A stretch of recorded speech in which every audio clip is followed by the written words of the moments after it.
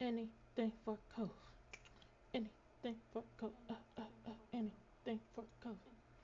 Anything for Cove. How's it going, Pack? Y'all already know what time it is. We gotta go see our future husband, make sure he good. We gotta protect him. Like, it's cold. Like, he's our baby. He's a little puppy that need to be protected since day one. I hope y'all having a good day, a good Sunday, almost at Saturday. I swear, the weekends go by quick when you don't want it to. So let's get started. We can't keep cold waiting.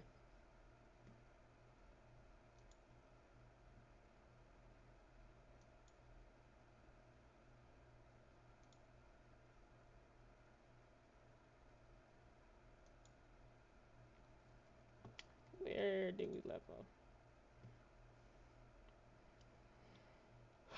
Another choice, another choice. Uh,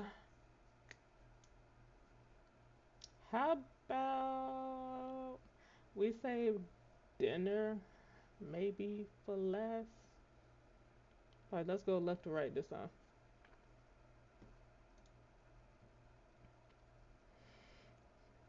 The family shopping trip had lasted most of the morning, and you still had to unload everything from the truck before you could go enjoy the afternoon. You carried another bag in your arms as you headed towards the house. Yo, if am I the only one who grabbed as many bags as I can? I don't care if my arms like hurting so bad, just to save the number amount of trips, just to lessen it.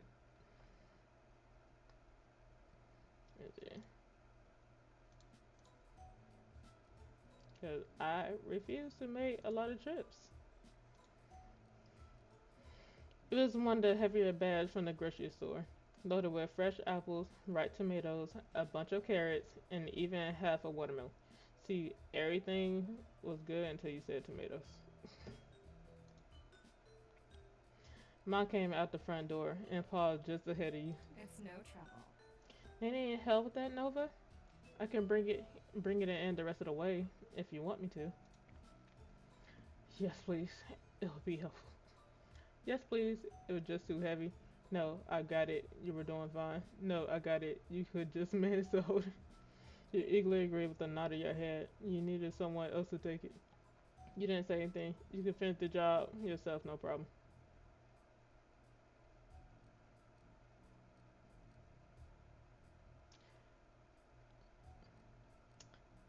We're strong. We're strong. Even though we just managing. If it was heavy, you wanted to bring it in yourself. Mom gave you an encouraging grin and rustled her fingers through your purple hair. Hey, look, purple hair, and I got purple hair today. You set the next bag on the counter. Your older sister began to root around inside the account, inside the contents with a sigh. Ah. Uh, how much is left? Still a few more bags. With a huff and puff, Elizabeth continued putting away the groceries, and you retreated out the kitchen before you could become the target of her bad mood. Be careful. Careful, Nova. You hadn't been looking where you was going, and bumped right into Mom, almost stepping on her toes to boot. Sorry, I can give you a pass this time, but be sure to watch where you're going. If you run into the wrong person, you might get your license revoked. She grinned at the bad joke as you continued through the door. I like how these characters, especially like the grown-ups, are so cheesy. Outside, Ma had started organizing what remained and putting back any loose objects that had fallen out during the trip. When you stepped up to the trunk beside her, she took in a big breath of air, her dress gently swaying around in the breeze. That's a shame. It's a shame we had to spend the morning cooped up in the shopping center. It's a beautiful day, don't you think? Y'all could do what I did yesterday and just Instacart it. No, ma, don't do it. That's more money. You tilted your head to the sky. gazing at the clear blue expanse. Yeah, it is. Days like today are my favorite. It's too hot. I wish it was raining. I like it when it's stormy the best. The only time when I like it storm or raining is when I'm inside and I ain't gotta go nowhere.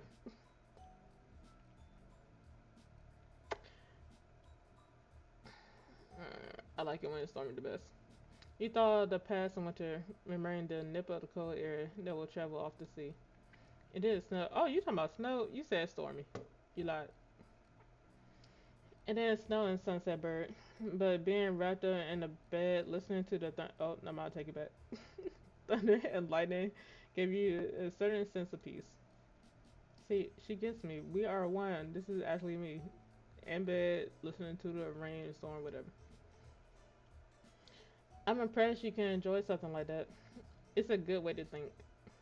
You smiled at her, turning back to the trunk to help out with the last of the bags. Oh, hi, Cove. Didn't I just see you? You know his mom. Oh, wait, she said Cove. Y'all, it's already starting. It's already started. You know his mom waved over at Cove, who had just exited his front door, his surfboard propped under one arm. Hmm. Let me see. Surfboard and wetsuit. Where might you be off to on this beautiful day? Oh, ah, his wetsuit. Cole instantly startled, not having realized your family was also out here. Even though your mom was the one who called out, you were the one who he looked at. Ah, it's because we slept together on the RV. He tried to settle down again. Cole stayed on his side of the driveway, giving it a small wave in greeting. After a moment or two of deliberation, he jogged over to properly say hello to you and your moms. It was decidedly awkward since Cole had trouble figuring out how close to stand to you. The addition of his unwieldy surfboard made the whole thing seem even clumsier. Careful with that thing. You'll put someone's eyes out. Mom chuckled and got a whisper of reproach from Ma for it. Pam. Pam, please, go easy on him. Cole winced. He wasn't a big fan of attention under normal circumstances, so in this particular moment, he was probably wishing he could be invisible. Don't mind her, honey. How are you doing today? I'm alright. Just gonna surf. Hi, Cove. Yeah, relaxed a little when Mom spoke to him, but their rigidity all came back as soon as you said something. No, no. Oh, hey, Nova. He met your eyes and it almost felt like you had butterflies in your stomach. Cool, we do. If you want to go to the beach, we can hang out there later. You know the flush of red on his cheeks, but that might have just been from the heat. That is not from the heat, sis. You should know this. Sure, I'll meet you there when we're done. Oh yeah, I could do that. All right. I can't decide. Why would I reject this man? I feel like I say that every time I play this game, and y'all give me the choice to reject him. This is not the playthrough of me ejecting him.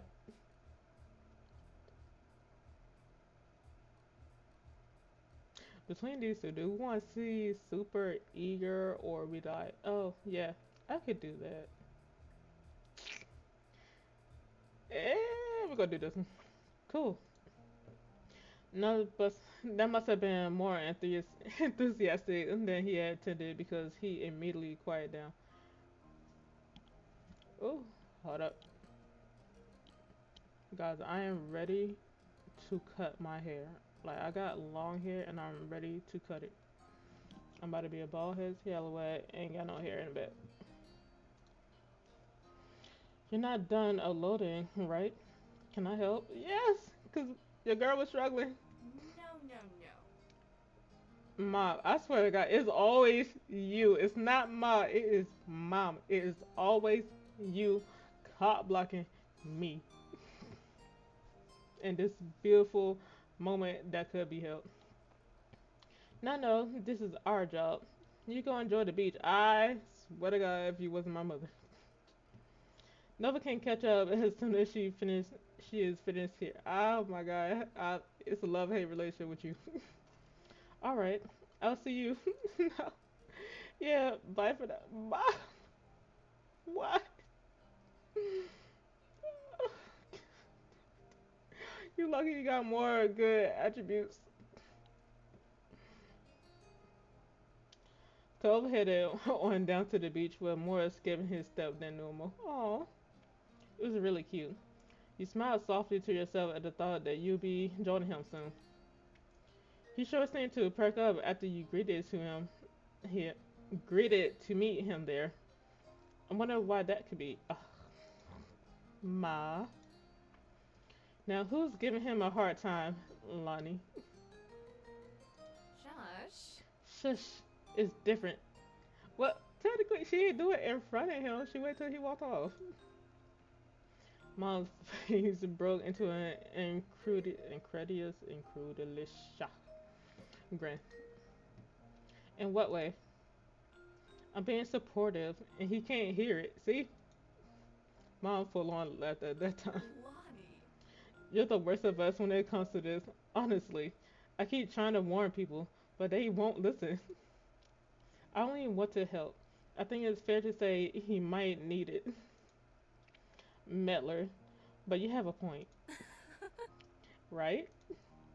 You narrow your eyes at their teasing, and they simply chuckled, conspirat. Ooh, conspirat. This is not the sign. Conspiratorially? Jesus, big words. Can't do it. Before taking more bags from the trunk and heading inside. If y'all made this far and y'all hate that I can't read, this is not the stream for you. And most likely this is not the channel for you. Because I'm pretty sure I'm going to be playing more games like this. Once everything had finally been taken and put away, you got yourself ready to meet Cove at the beach. You had a surfboard in your room that you wanted to take with you. Your family had a surfboard around here somewhere. You weren't sure what you were going to do. He was surfing and you didn't know how. We are surfing with this man. We are. He can't be separated from us.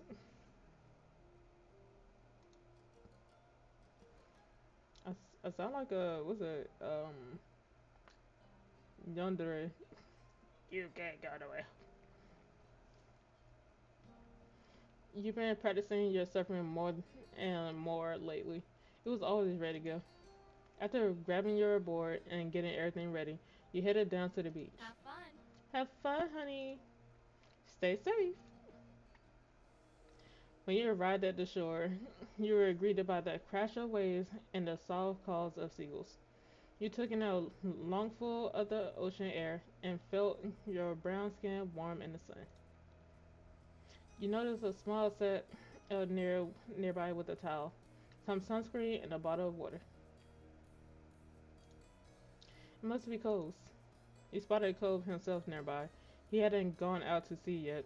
He was just sitting in the sand at the water's edge, his board propped up beside him.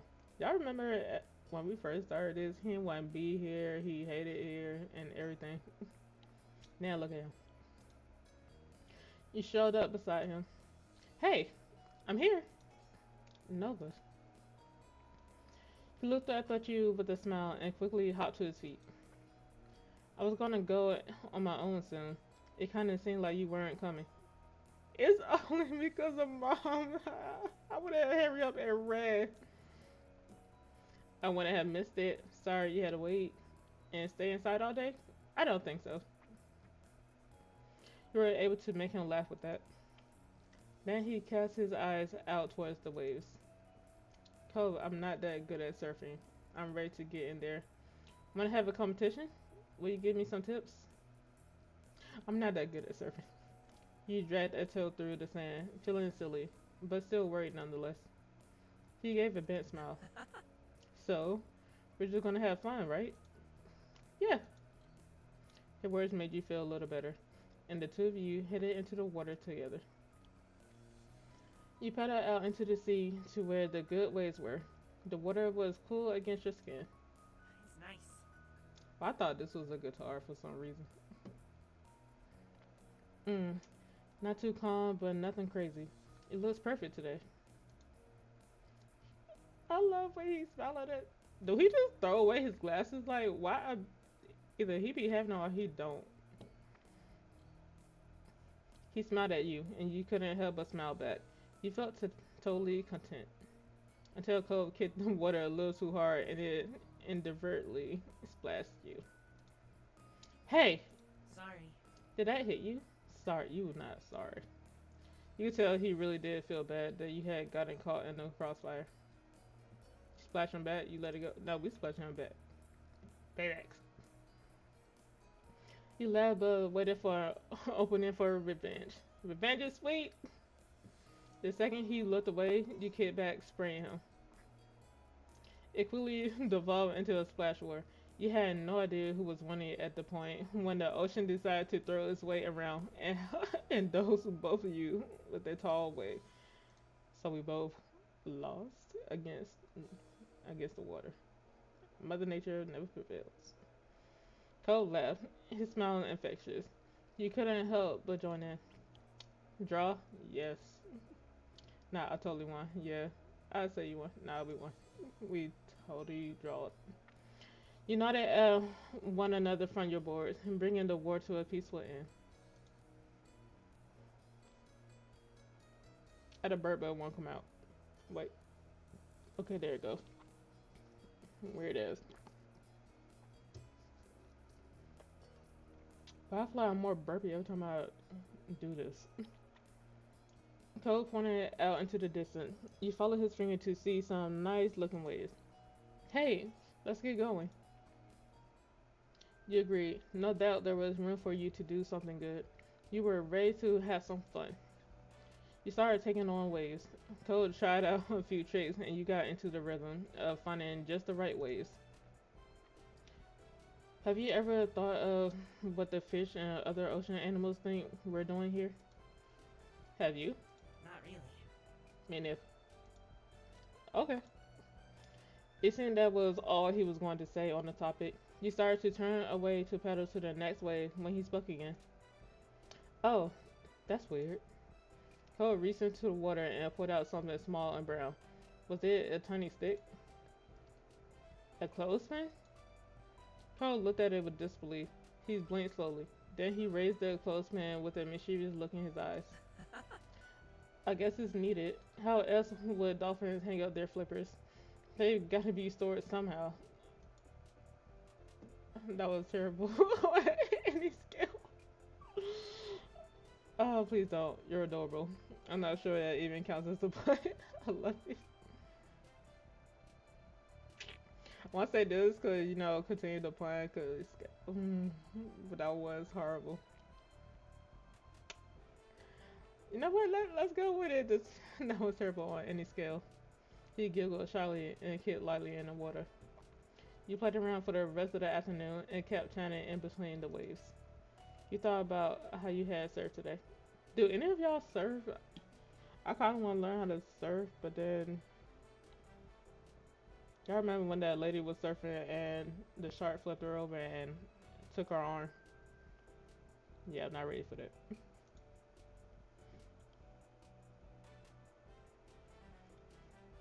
You absolutely rocked it. The waves loved you today. You did pretty good. You definitely are improving. You were okay today. Nothing special. You were reminded there was a reason why you needed practice. Well, damn. I feel like we did pretty good, but we're improving. I feel like you never would have been able to ride some of today's waves. You really were in learning. If you kept this up, who knew how good you'd be at the end of the summer? Cole gave you a lot of encouragement about your performance. What an afternoon. The setting sun was visible on the horizon. Every time you would look away, it had sunk a little lower. The beach was darkening, but still pleasantly warm. You knew you should get out of the water, but it was completely dark in the sea. You rowed one last wave to get back to the beach. There, you picked up your surfboard and gave it a quick once over. Cole followed behind you to the shore. He put his board with his other things and grabbed his towel to start drying off. Don't like if you have a surfboard or whatever, you have to like wax it or something. Don't quote me on that. As he ruffled his hair with the towel, you watched the sunset together. The colors were beautiful in the distance, and the shadows around you deepened. There was no need for words between you two, as you both enjoyed the sight for a moment. Cole broke the silence. The waves were good today, I think. Yeah, totally. I guess. Perfect for surfing. Did you really think so? Yeah, totally. He nodded mildly. You got it so good. You couldn't help but smile at the praise. It meant a lot coming from him. Everything coming from him was a lot. He chatted a little more until the conversation truly died out, and all you heard was the rhythmic sound of waves. Then Cole sighed. The day can't be over. Not yet. He scowled into the distance as the sun exiting the sky was a personal offense. Don't you think it should be longer? Yeah, it felt long enough to me. Only a shrug could express your feelings on the matter. I mean, we had a good time, and when it comes nighttime, we gotta part ways. Cole stood up straight in defiance of the approaching darkness. I'm not gonna go home yet. I wanna go somewhere. I don't know.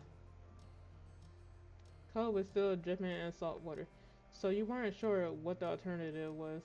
Wetsuit were fine for the beach, and not much else. It wasn't a good idea for him to lug his surfboard around town either. It would be real cute in that wetsuit wherever you go. Well, I need to call it a night. Hell no, we ain't saying that ever. Yeah, I want to do something too. We'll sure be welcome anywhere soaking wet like this.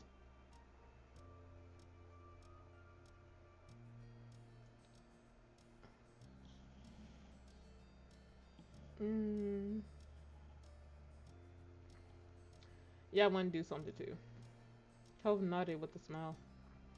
Then he looked down the shore with wide, shining eyes. There's at least one place that's always okay to hang out in, no matter what time it is. The park. Oh, we going back to the park. Well, to that other kid, the one that we was about to fight, the bowl cut dude. You nodded. The park was virtually always empty. Even Elizabeth only went over there nowadays if she was looking for you. How times have changed. She used to be so protective of the place. In fact, the only person there was a chance of running into might be that Jeremy kid. Wow. And I was just asking about him. You brought the idea up to Cole, and he cringed. But I'm still going. The sun is still there, a little. I'm staying out as long as it is. You tagged along, you went home. Why the fuck would I go home? Game, have y'all not see the progress that I'm doing? Y'all should already know where I'm headed. Okay, let's go. Cole took a minute to put his stuff in order. He made sure to get it all. Though it didn't take much hair to shake the sand off. You dealt with your own things. You started everything together quickly. You took your time to pack your bag. The two of you finished at about the same time. See, when we take our time, it still finish the same time. As a final touch, Cole plucked his glasses off the beach and put them back on his face. See, I was just talking about your glasses. He looked more like himself now. Once, Cole, how bad is your vision? Is your vision as bad as mine? He led the way down to the beach to the park. It wasn't far, so it didn't take you long at all. The sun still hadn't completely disappeared just yet when you made your arrival. Cole stuck his surfboard upright in the sand and tossed his towel over top. By now, the two of you were mostly dry. The summer breeze on your skin kept you pleasantly warm. Cole idly went over to the monkey bars. He grabbed them, feet flat on the ground, and pretended to go across. He had definitely grown in the past few years. Yeah, absolutely. You said, whew, you had also outgrown the monkey bars. You were way too tall to play on them properly anymore. When he got to the bar in the middle, Cole pulled himself up and through, and then sat on the top of the bars. His legs dangled off the side of the bars he perched on. Y'all ever did that when y'all were kids? I do that, but every time I did it, I was so scared that I was gonna fall. You joined him on a monkey bar, you stood nearby, you took a seat on the swing. Nah, we could join him on the monkey bars. You didn't even have to stretch super yourself up. See? Tall girls. Let's go. It was a rather tall seat to climb her on, but it worked. Cole scooted over to give you more room to spread out. These monkey bars weren't made for two teens sitting on top of them. Guess what? He smiled broadly and raised an eyebrow. He's not here. Right. It was true. There wasn't a single sign of Jeremy. Looked like it was just going to be the two of you tonight. As it should always be. Cole hung his head and groaned dramatically. Your eyes widened when he whipped his head back up. No way. I can't believe how dumb my parents are for forcing me to come to this stupid place. Oh my god. You were taken aback and blinked for a second before you realized he was quoting Jeremy. Ha ha. Don't scare me like that. Oh, one Jeremy is enough. That's not really nice. Funny, but not nice. You don't have to tease him. Ugh, parents don't know anything. Cole chuckled back at you, amused. You looked around the old part, the streets you knew like the back of your hand, and the beach. These were your stomping grounds. You wondered how Cole actually felt. How much was his joke just a joke, and how much was his sincere dislike of this place. Moving, moving had never been his choice. Do you actually like this neighborhood? I know you don't think it's dumb. You let the silent stress between you two. Nah, do you actually like this neighborhood? Do you really have to ask that, Nova?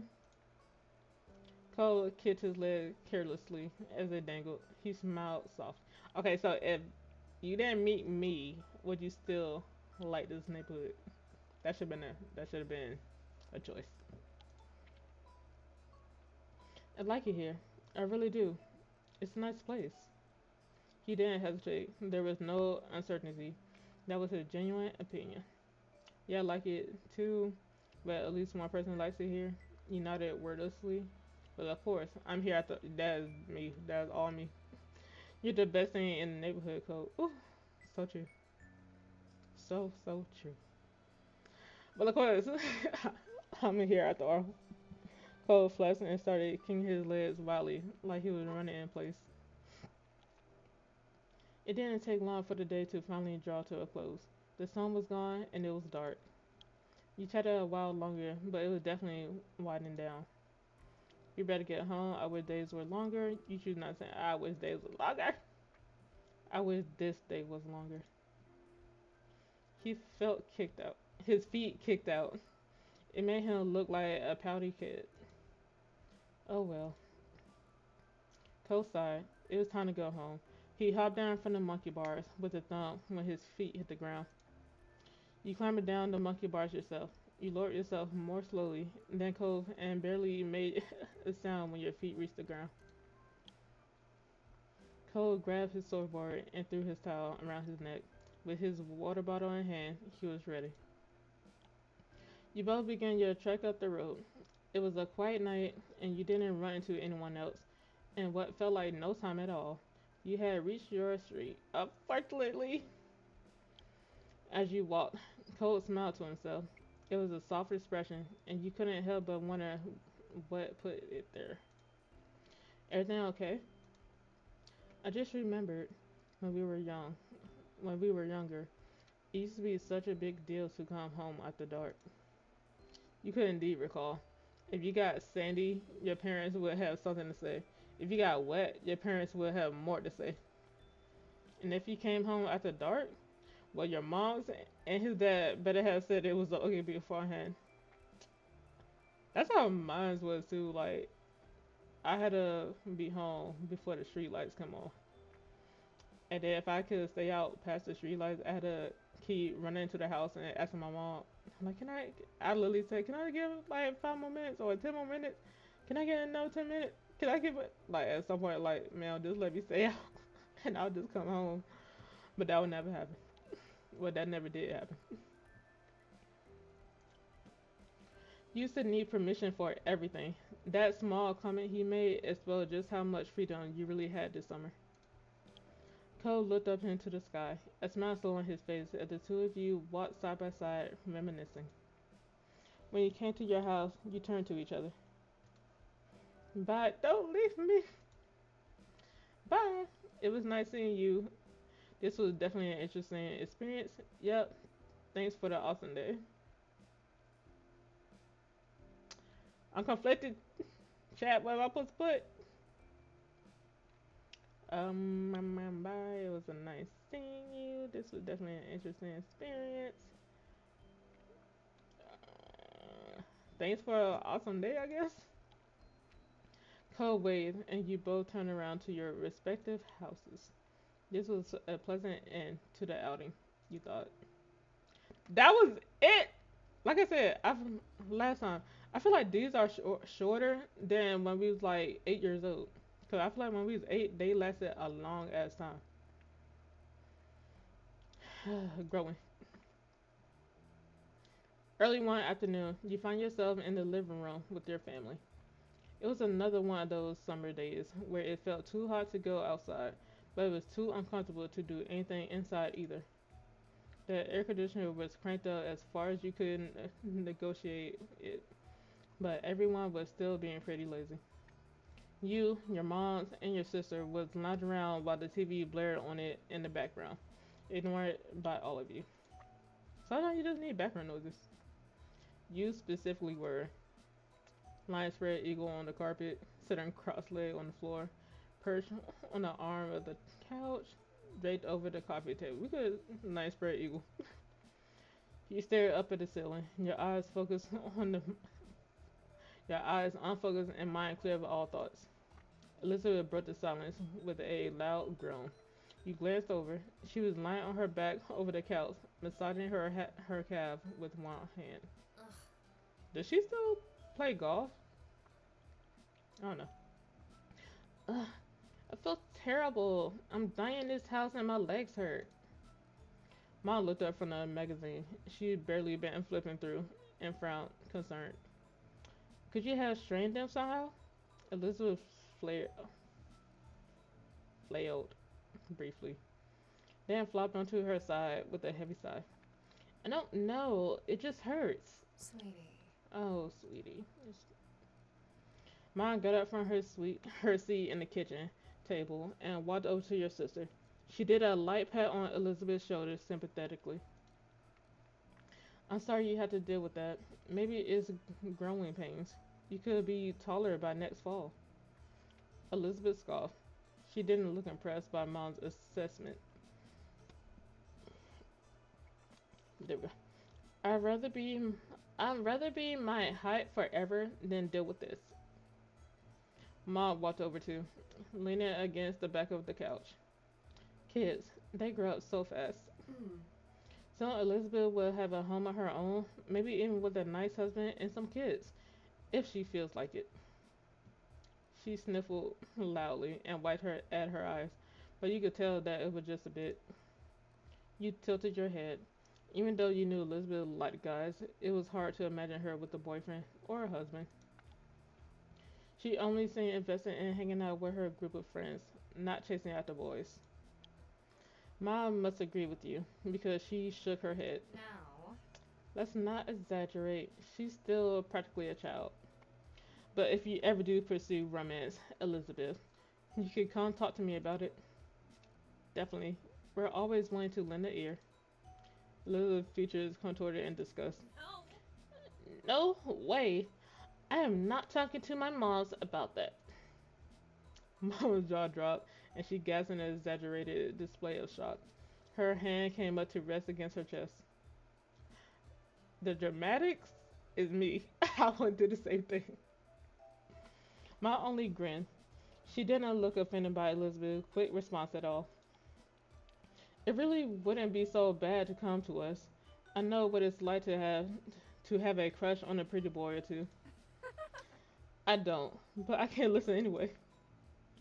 Mom snorted at the joke, while Mom burst into giggles. They were having a little too much fun at Elizabeth's expense. Elizabeth certainly wasn't feeling the amusement because she rolled her eyes up and sat up. Thanks. I'm going back to my room. I'd rather not alone. Thanks. She strolled off towards the staircase, taking the steps two at a time. Your mom stared at her, after her, then turned to each other with raised eyebrows. Whoops. Looked like we scared her off with all the romantic talk. Well, Oh well, we'll get her next time. You watched them teeter with some surprise. Obviously, your mom liked women, but you had no idea that mom liked guys too. Today was the first time you heard her say something like that. Ma, I always thought you only liked ladies. You like guys too? Mom turned to you, happy to bring you into things now that you've spoken up. She smiled and nodded. That's right. I like both. Yes, we love a bike queen. We both gotta sit together. I don't see that much biasness that much. But I like your mom most out of everyone. She's special. Mom's smile turned all soft in the corners, like it usually did when she looked at her. She pinched Mom's cheek lightly. Mom reached up to cup a hand over Mom's. Even when Mom stopped pulling her cheeks, their hands remained clasped together. You're Um, fantastic. Look at them blushing. I'm in love with her eyes and her purple hair. Thanks, Lonnie. I think most women have charm, but no one can hold a candle to you. oh, Aw, Pamela. If I ever find somebody, I don't know how long they've been together, but I want to be like them. Ma beamed, then kissed Mom on the cheek. She'd been pinched before. You laughed at their antics. You thought the moment was very sweet. You parents were a bit. No, we thought it was sweet. You smiled to yourself at the sight. No matter how often your moms expressed their feelings for each other, it was always nice to witness it. Mom looked back to you, letting Mom's hand go with a brief squeeze. She settled down next to you, and Mom followed soon after. They gonna ask me about Cole, ain't they? You know, I'm also here to listen to you whenever you're ready. The offer isn't just for Elizabeth. In fact, I think the talk might be needed sooner for you. After all, you already have someone, isn't that right? Mom shook her head and elbowed Ma, but it was futile. Meller. You blushed fiercely. You also elbowed her. Ma, I don't have someone. Yeah, that's true. We gonna blush, cause I can't even admit it. Ma only giggled and smiled, not looking the least bit apologetic. There's no rush, of course. You can take all the time you need to figure out what or who you want. It's Y'all already okay. know who I want. I swear to God, if some other girl, I almost called her a bitch, but we can't call her a bitch. I mean, we can, but we don't know the person yet. If another girl or boy or non-binary shows up and try to take Cove from us, I will end up. No, I'm not going to jail. I'm just going to murder them and get away with it. That's how good we about to do it. And Cole would never know, and neither would anybody else. But the person, no, we're gonna be so stealthy that the person I killed wouldn't even know either. Don't think you have to stick with whatever you come up with right now, either. Life's nice like that. It can change and you can learn. Mom nodded her agreement. The two of us are happy to hear you out, and we may be able to relate better than you think. Still, we won't push the topic, at least most of the time.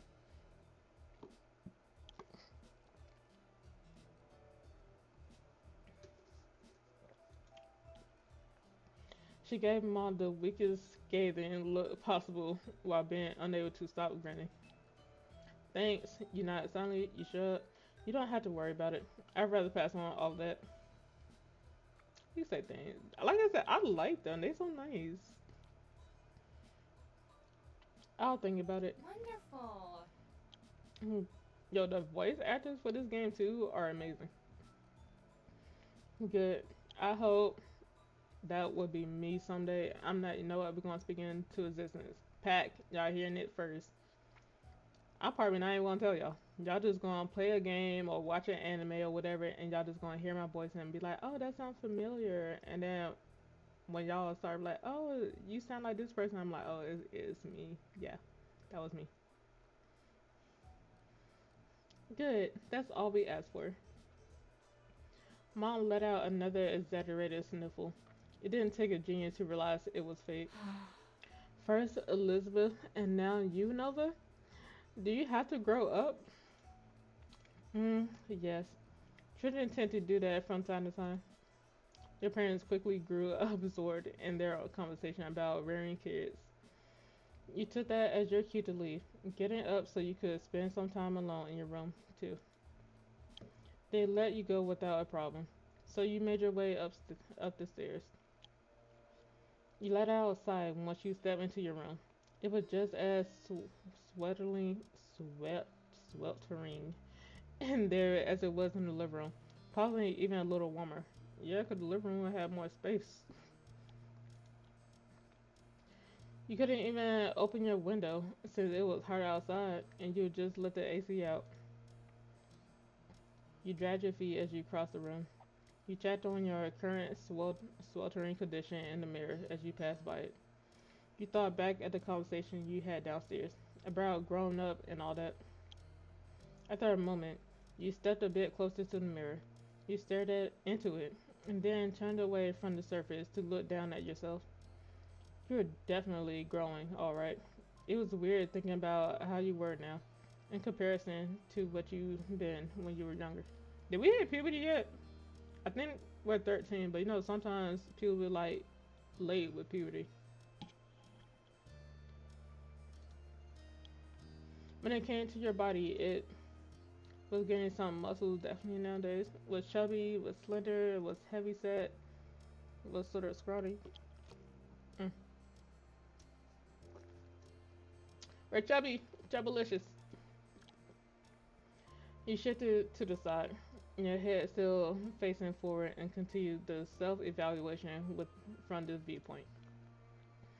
At birth, you were assigned female, and at birth, you were assigned male, and you were born into sex, and you were assigned female, and your chest was flat now, but that will likely change a little, at least a little, as you got older.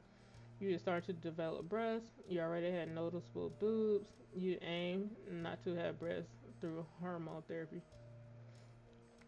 Mhm.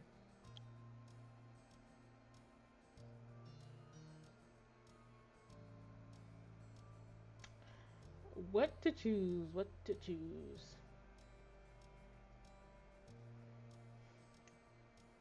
I feel like I want to do this, but mainly because I know.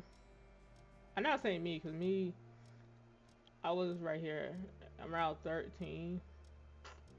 I was developing it. It wasn't as big as now. But I know a lot of girls who like already had like big boobs or noticeable boobs, and some of them got teased for it, or they just kept being feeling uncomfortable and stuff. So I'm like, this is here for y'all. Do not ever feel uncomfortable in your own body, no matter. And this is for all the small boobies or whatever, flat chested girls, whatever. Do not ever feel uncomfortable with your body, no matter the shape, size, or whatever. Even if this one person body and your eyes look way better than yours, do not compare yourself. Beauty is its own thing, and you are gorgeous. The same thing with a height. I made her.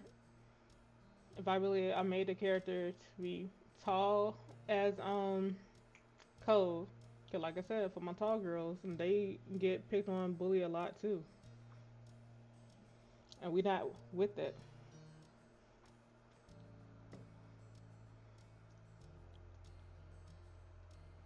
There was no mistaking it. Even with your shirt helping to obscure your form, you had boobs now.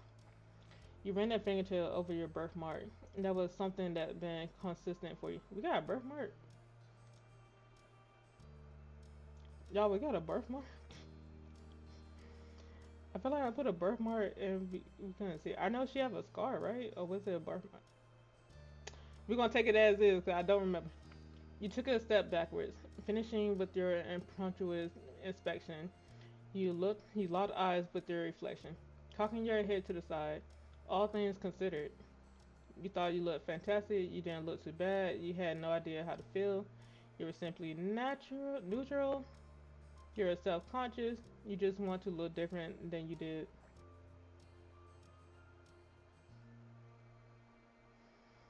Going back to what I just said, we're not about to put ourselves down. You thought you look fantastic. You feel fantastic, even though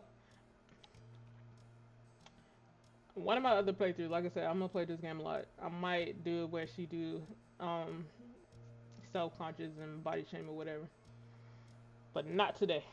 Not on this good holy playthrough. You being pleased with what you saw, even winked for good measure, as you should, before chuckling at yourself. Now I want everybody, male, female, non-binary, whatever, y'all better look in the mirror, camera, whatever the hell you got, and do the same thing. Wink at yourself so you look fine, cute, whatever you want to interpret to compliment yourself, and wink at yourself. You shook your head roughly, putting thoughts of what you were turning into out your mind.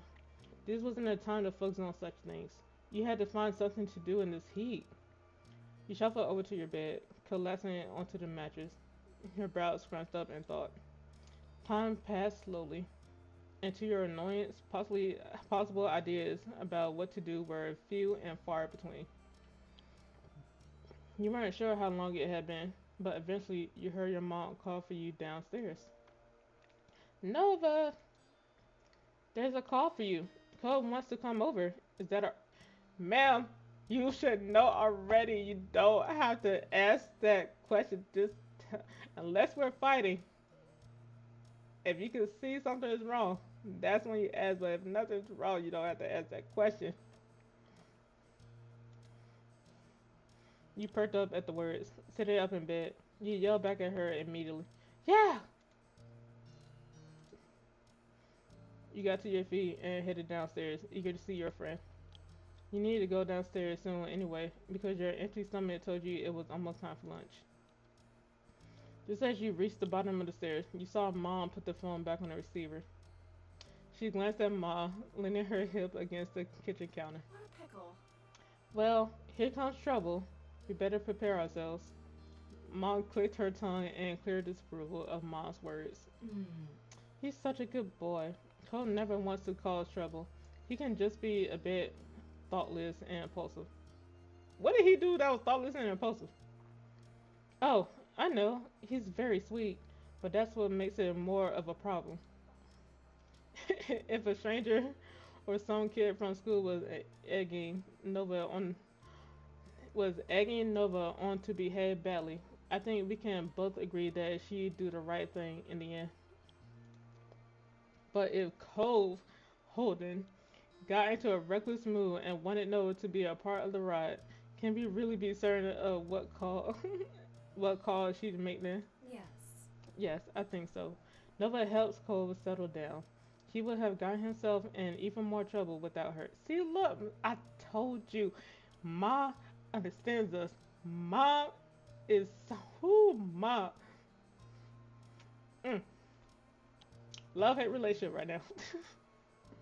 Thanks. You have a point. Ma just laughed as she turned away, still snorting. What you snorting, girl? Snorting her eyes met yours. She blinked in surprise, then waved at you with an easy grin. Mom looked over, noticing you at the foot of the stairs as well. Oh. Oh, I didn't expect you to calm down already, Nova. I just wanted to let you know what was happening. You pretended you didn't overhear the conversation. You called Mom out on her comment.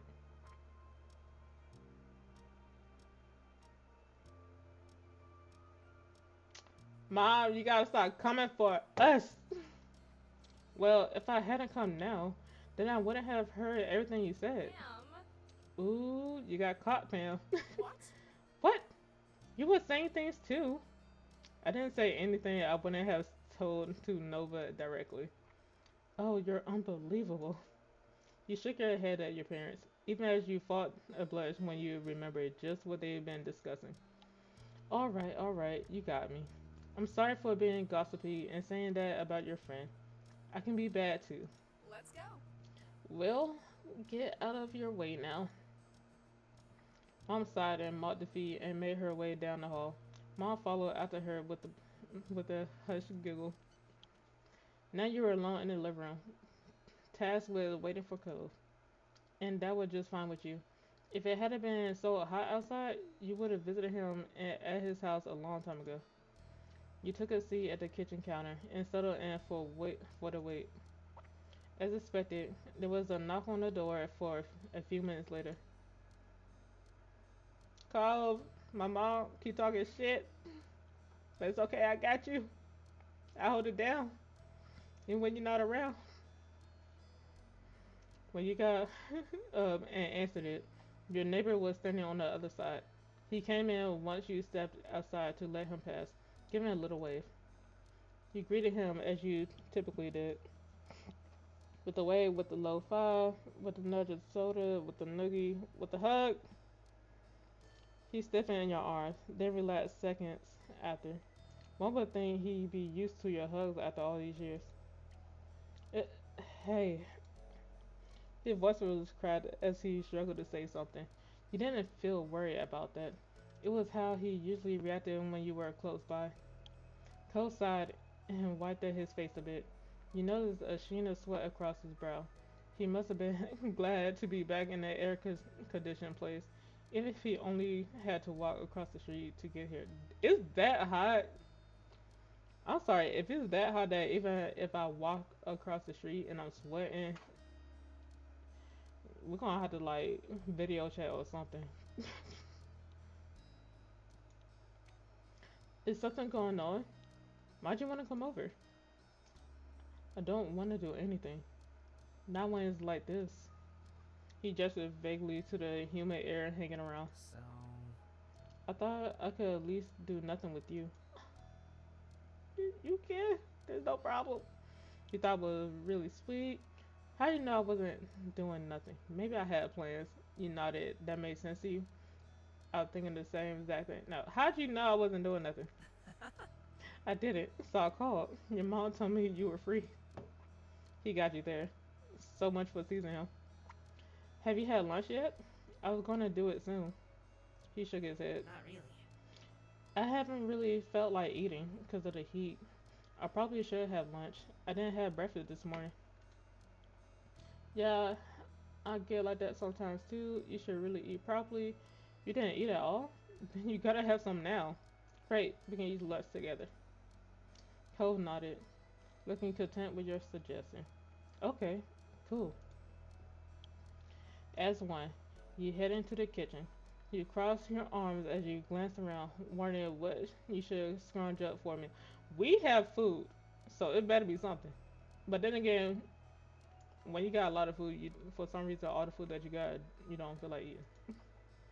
I don't want to eat anything that's warmed up. Is there something cold and not cooked? Yeah. After a bit of back and forth, the two of you conclude that you should raid the fridge and cabinet in order to make a sandwich. With that settled, you had planned to decide on the outside layers first. There was a wide variety to choose from, since everyone in your house had their own favorites. There was white bread, wheat bread, sourdough, mixed grains, gluten-free bread, and pita pockets. So I'm allergic to wheat, so I mostly do white bread. White bread all day. Hey, Could you take the grain one for me? Sure. You reached for the mixed grains, then made your decision. White bread! Ooh. A lettuce wrap, white bread, sourdough, mixed grains, cinnamon swirl bread. Ooh.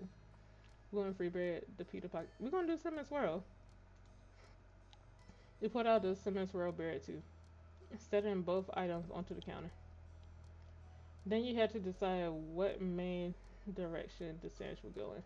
You want to make a sweeter style of sandwich. You want to make a truly savory style. Can we do savory if we got a cinnamon? Can we do like a sweet and savory type of thing? Let's try that. Something savory would make it feel like a real meal. As for the specific ingredients, oh, ham, turkey, tofu, hummus, egg salad, lettuce, tomatoes, red onions, cucumber, avocado, peppers, pickles, cheddar cheese, pepper jack cheese, mozzarella. This is a lot. Y'all are wealthy to have all these options. I'm gonna do ham slices. Um, Gotta get some lettuce, red onions. What kind of pepper? Like bell peppers or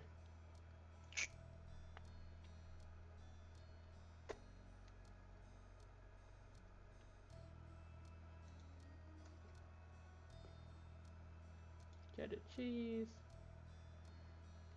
We could do peppers.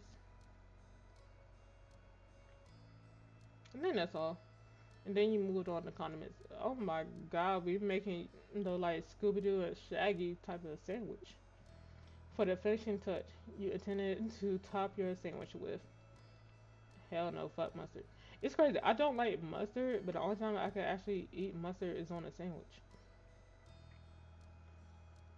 Mayonnaise, pesto, hot sauce, salt and pepper.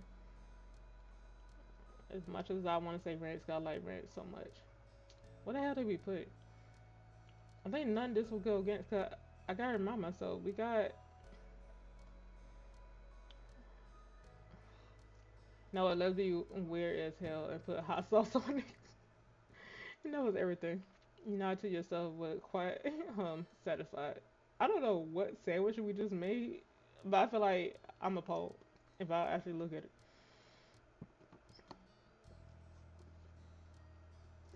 The two of you bustle around the kitchen, opening and closing things in order to collect everything you needed for your individual sandwiches.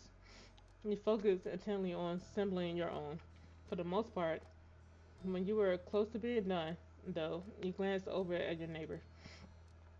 Cole was putting his sandwich together delicately, his brow furrowed and tongue sticking out just barely. How? What kind of sandwiches are y'all making that you got me this? There were open jars of peanut butter and honey near his plate, as well as a banana peel. So he was making a peanut butter, banana, and honey sandwich on mixed grain bread.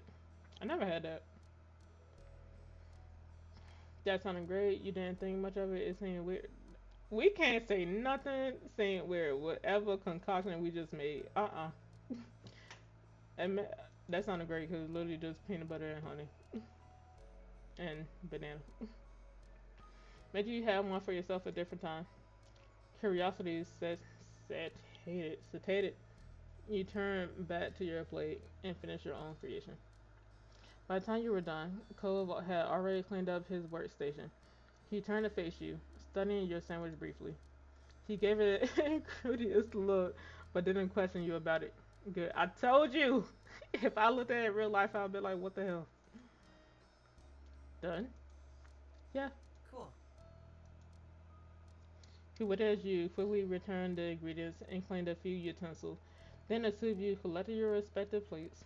You both agreed on headed upstairs to hang out in your room. You and Cove entered your bedroom while balancing your food on the plates. Nothing fell, so it was a successful trip. I got a question. Which one y'all, if you had like a opposite gender or whatever in your room, would y'all parents like have y'all keep the door open or they didn't care about the door being closed?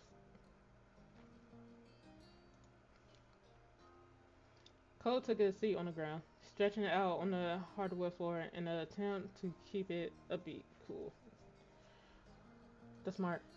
He immediately took a big bite of his sandwich, chewed, and then hummed happily. This sandwich is really good. At least that's something.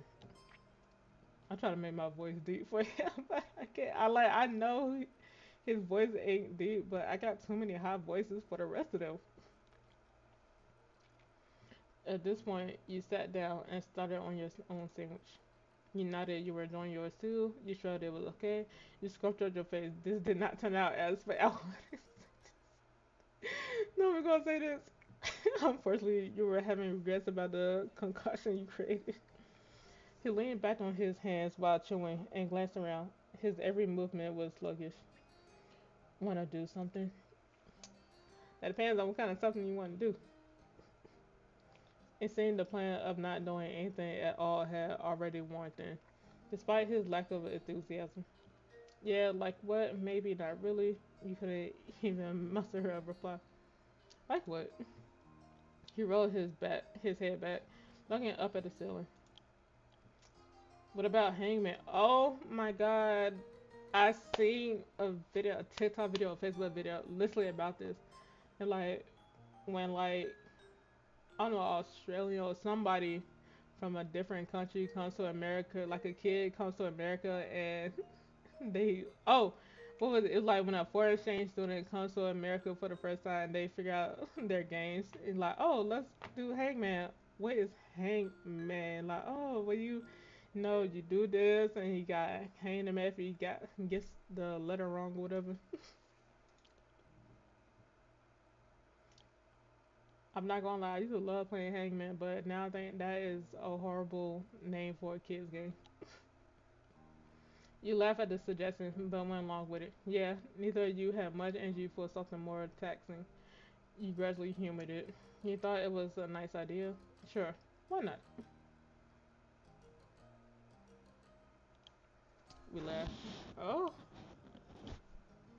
You put your plate to the side and put out some markers and scrap paper. As you laid everything on the floor, he scooted back to make more room in front of you. Cole picked up one of the markers with his right hand while keeping a half slice of sandwich in his left. Who's right-handed? Who's left-handed out there? That's. Um, can I pick the phrase? Go ahead. I don't mind. He smiled briefly before he bent over the paper and began sketching the hangman frame. Is you gonna write out "I love Nova" or "Nova, would you marry me"? Too soon? I feel like Boy Meets World or something. Then or Dejanay from Proud Family with her and Sticky. Then he stopped pursuing, pressing his lips in thought. He tapped the end of his marker against his cheek. You watched silently as Cole looked down at the paper, up at your face, and down off to the side in the loop. His marker kept tapping his cheek the entire time. Hold on, chat, my eye burning. Ah,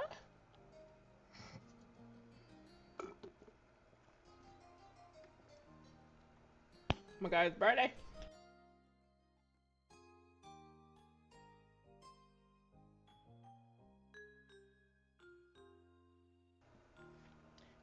He raised an eyebrow. She suggested the game and wanted to pick the phrase, but it looked like he hadn't actually have anything in mind for it. Finally, he put an empty lines on the paper to signify spots for the letters. Alright, you can start guessing. Ooh, are we actually gonna play? You peered over. His secret phrase consisted of three words. The first two had three letters, and the last had four. You thought hard about what your first guess would be. Enter one letter of the alphabet. Oh, I can actually type it? Okay, so me personally. Uh, hold up. Oh my god. Can my eyes start burning? Whenever I played this game, I had a strategy. I always did vowels first, and then I'll do the continent. So we're gonna go with A. Told you. After the first round, you were able to take another bite of the sandwich when that thought occurred to you. Ooh, I wonder if anyone turned off the TV downstairs. Hmm? The TV. It was on earlier. but no one was really watching. Then everyone started leaving the living room. I know I didn't turn it off. It might still be on downstairs with no one there. Cole smiled crooked. Why do we care about that? I want to finish the game. What word did he want me to speak? Poor show. Playing with no one around to enjoy it. What was it?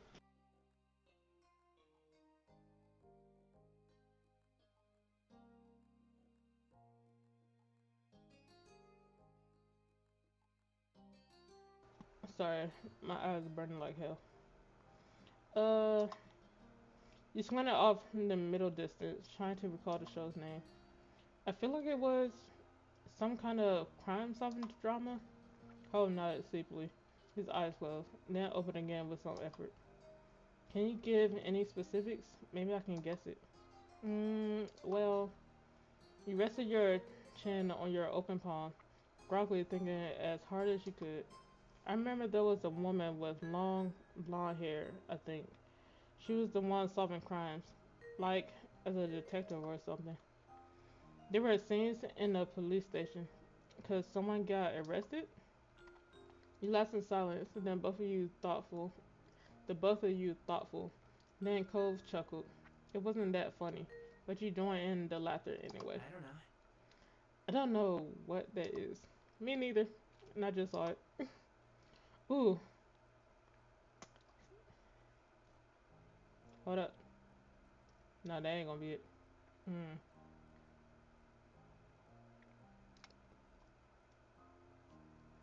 Guys, what's the? I just told you my strategy, but with this, I don't know.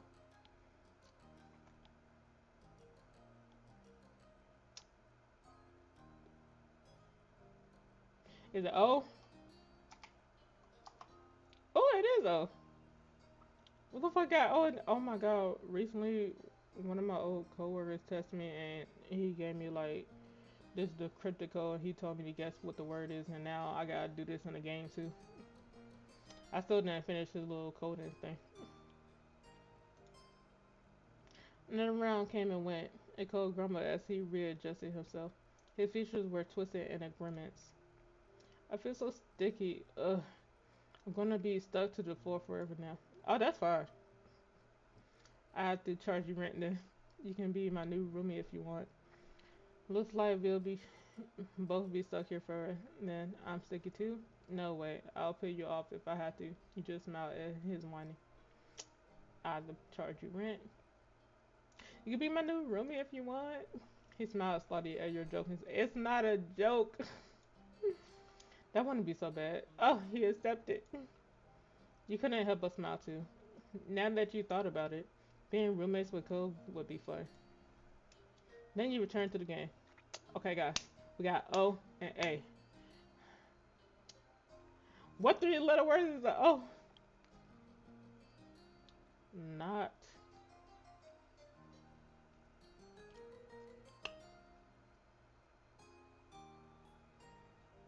Mm, mm. Yo, I know this is a game in a game, but this is stressing me out because I'm competitive and I want to win. Okay, so we got not. We got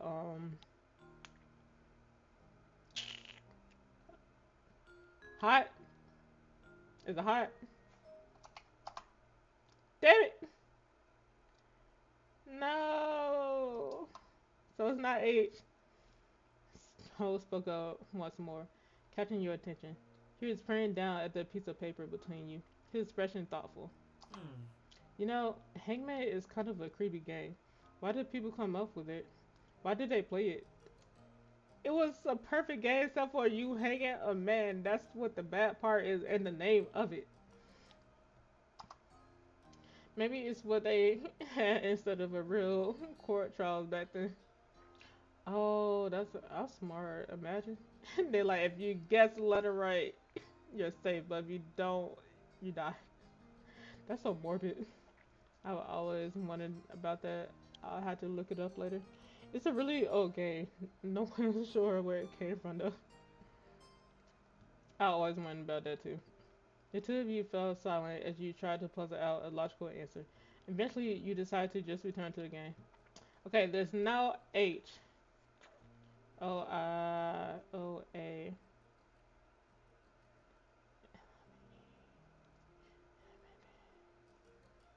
Um, E. We got E.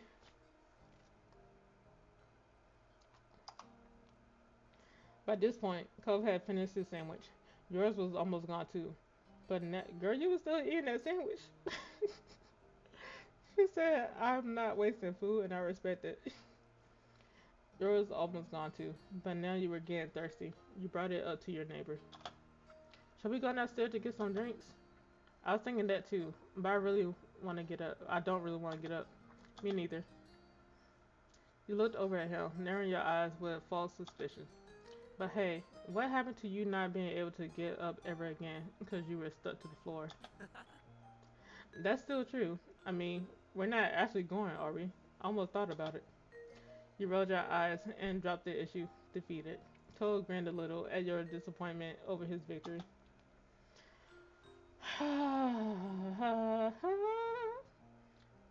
Is it R? Could it be R? Okay, it could be R, it could be 8, um, U8. Is it U8? Let's try to see. It wasn't. Oh my god. God, I am struggling. Ooh, we're going back to bed. Okay.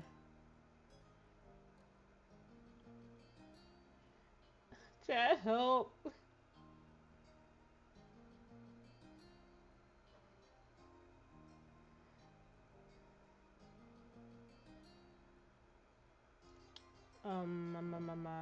Do I really want to try R? Okay, let's be safe and try U. It was you. You're really close. So Y? Oh wait, I was so ahead of myself. U.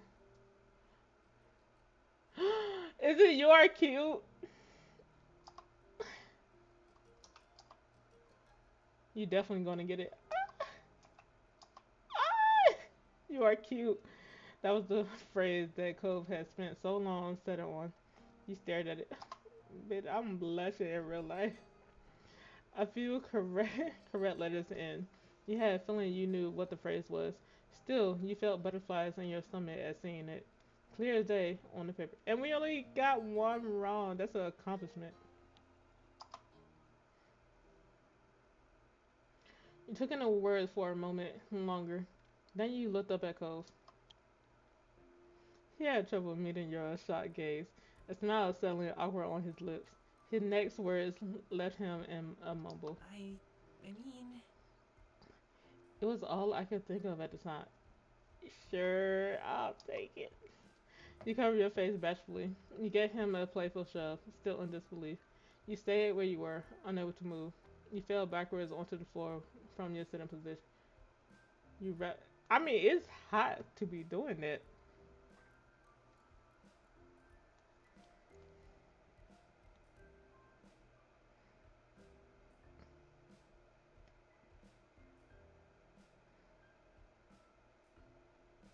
Every time I play this damn game, I'm so conflicted.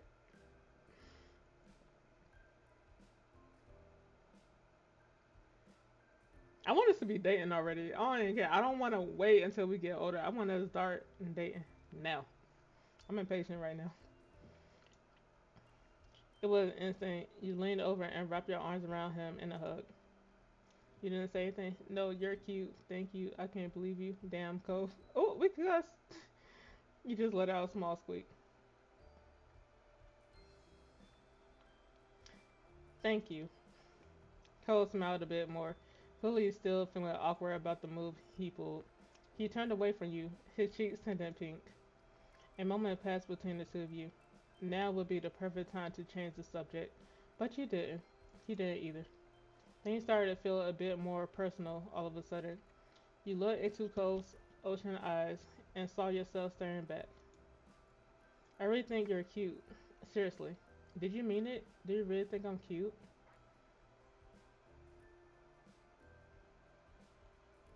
Did you really mean it, Cole? Cole didn't crack a smile or tell you he was joking. He just firmly kept his gaze. Yeah. Finally, he broke the eye contact. I've heard at some point you're supposed to start liking types of people, guys or girls or whatever. I don't know. Whoever, my bad. I haven't really noticed that yet. Nothing changed. Not in a big way. Not for everybody. Maybe I had to grow up more. But at least with he waited, but he trailed off. He wasn't going to keep talking. He frowned, a little disappointed. He wished that he had continued with what he was saying. He shook off the strangeness of the situation and tried to be supportive. Maybe you just don't like anybody, or maybe you like all types of people. That's normal too. Cole seemed to appreciate that thought, if the smile that appeared on his lips was any indication. But the expression was quick to disappear. He peered over at you, looking nervous. Okay, what about you? What kind of guy or person do you like? You! He winced and seemed to be mentally kicking himself for saying it like that. You considered his question carefully. Did you know who or what you liked? Why is there a what? You were starting to have physical attraction in a general way. You only seem to feel physical attraction in specific cases and situations. You didn't really have a physical interest in people. You didn't think you could tell if you had an interest in people physically.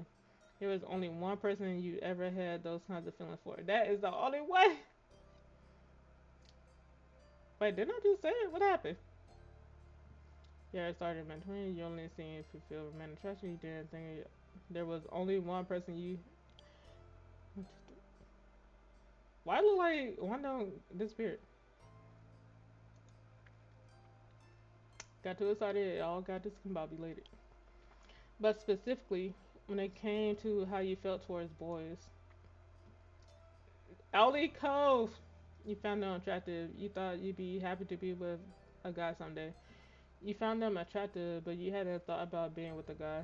You weren't physically interested, but you'd be happy to have a romantic relationship with a guy. You generally weren't interested in guys, but there was special occasions.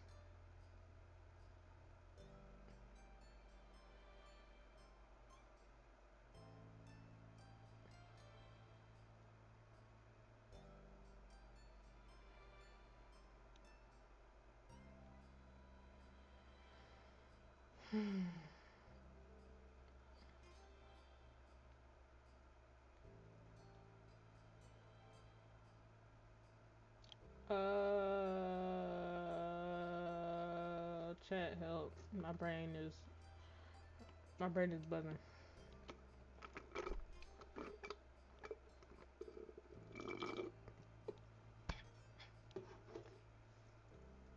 Uh,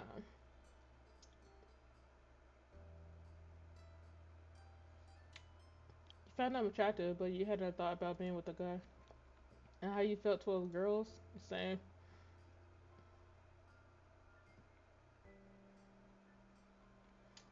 Just to read it for y'all.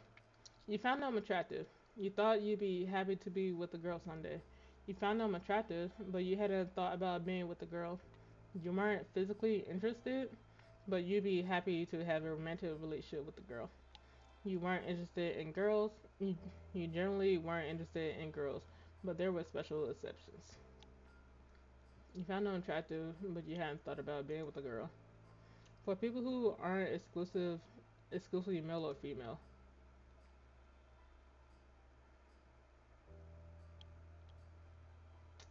you found them attractive. You thought, I love the inclusion in this game, and plus it's Pride Month. Let's go.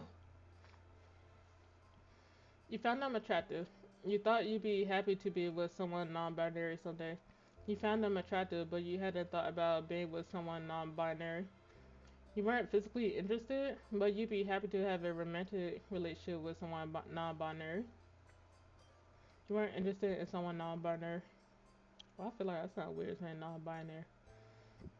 You generally weren't interested in someone who's non-binary, but there were special exceptions.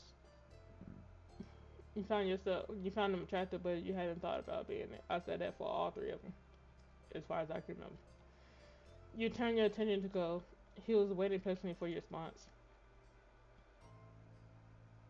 You explained how you felt to Ghost. He listened intently, taking in every word as you tried to convey how you felt. He definitely perked up a bit when you mentioned having some interest in romantic relationships. Then he scratched the back of his head sheepishly. Uh, I'm not really sure how we ended up talking about all this when we started out just playing Hangman. You started this, but it was good. I think. I think so too. You sure it was awkward? This conversation had a mind of its own. You just not quite. I think so too. Cole chuckled a little bashfully. He glanced around, clearly scrambling for something else to say. So, have you found any new songs recently? Yeah, actually. I'm really glad you brought it up. The conversation took a lighter turn after that, and it felt like you got closer that afternoon. Finally, the blazing sun began to set. To your relief, the air cooled down a bit as a result. Why you look redder? You pulled yourself off the floor as it could. With some minor complaints, you both stretched your arms, groaning, and into your hands. You glanced out your window briefly, taking in the soft reds, pinks, and purples of the late afternoon sky. Somehow, you had made it through the scorching hot days in peace. Cole turned towards you, motioning towards your window with his chin. Want to go outside? It might be better out there than it is in here now. Sounds good. I could really use some fresh air. The two of you took your time heading downstairs. You stopped briefly to grab a drink of water, then continued on your way. You stepped outside, one after the other, your destination being the familiar hills behind your house. This time of day, it was quiet outside. The flowers blew and gentle in the winds, petals trembling but stubbornly hanging in there. You felt the breeze cool your heated skin and you relaxed your shoulders. Cole closed his eyes, releasing a deep breath. I really love it out here. I do too. You do? That's surprising, you said jokingly. Your opinion sure has changed since you were first on this hill. You probably enjoyed the moment. Your opinion, your opinion sure has changed. Cole chuckled, not even attempting to nod your words. A beat passed, but his gaze didn't stray from your own. His voice was impossibly soft when he spoke up again. I'm glad I met you, Nova. I'm glad I met you too. You're really important to me, you know. You blushed at the same. I feel the same. That's so nice of you to say. You smile silently. You're being too sweet. You're special to me. Go. You're special to me. Cause I feel the same. Just like you're not gonna say it, but I feel like if you actually say it, that means more. Your voice came out equally delicate. From the way his features brightened, though you knew he heard you. The two of you looked over in each other's eyes. Nothing more needed to be said. Even as the sun disappeared completely and the sky darkened, you and Cove remained side by side for as long as you possibly could. I feel like I'm being tortured. I feel like I'm being tortured. I feel like that was a good time to kiss him or something, but whew, I'm playing the long game. Like I had that opportunity to do it on the road trip one. I was like, no, we can't do it, and I'm glad we did that because baby step with him. But Jesus, sometimes I need to get babysat too, but not in that moment. Give me a second, guys. I gotta get some water. It's sparkling water.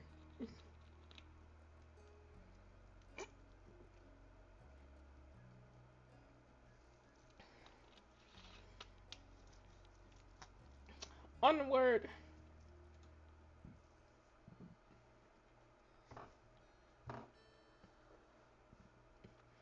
Sunlight shone through the windows as you sat in your living room, your home phone pressed to your ear.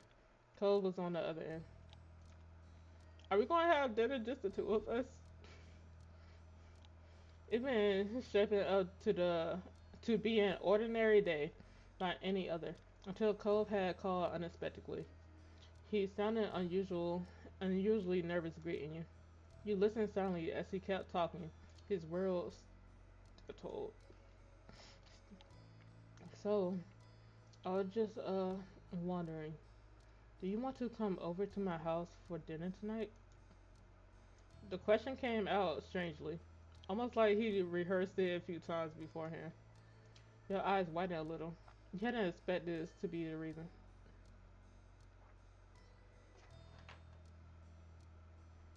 Sorry, I got a notification.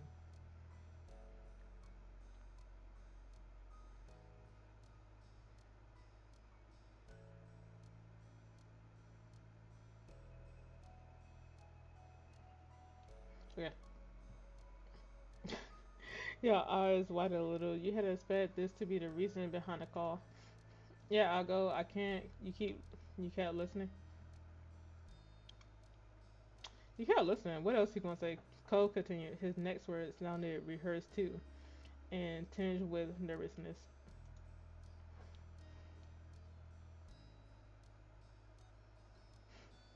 My mom and dad, they really want you to be there. If your parents don't have any problem with it, they asked me to ask you. Oh look, see, he came to our house and ate at our house, and I'm going to his house and eat at. I want to know what his house look like. We about to find out.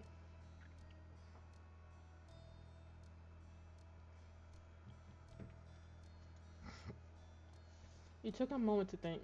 Dinner at home would be quiet and uneventful today. If you really want to, you could go to Cole's instead.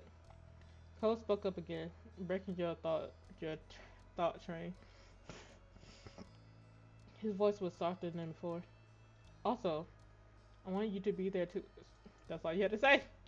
Can you come over? I mean, y'all could come. I had to ask my moms and get back to you. I will not ask them. No, I can't make it. Why am I the only one invited, or did you mean the whole family? No, why the hell would I ask that? Yeah, I can come over. Thanks, Nova. I'll let them know when I can. You sounded noticeably relieved by your response. Was you coming over for a dinner today? That serious? He spoke to you for a little while longer to explain what time to come over and other details, then hung up. Are we dressing up or are we dressing casual? And that was that for now, anyway. Soon enough, the sun dipped out of the sky and evening came. It was time for you to head to Cole's house. After letting Elizabeth know you were leaving, she didn't look away from the TV. Just grunted you made the small journey across the street. You knocked a couple times on the heavy door to their condo. As you waited for an answer, you found yourself contemplating being a guest while both of Cole's parents were there.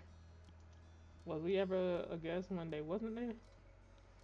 It was exciting, you were apprehensive, that did made you curious, you didn't think it would be a special interest. Interesting. You couldn't say you were thrilled.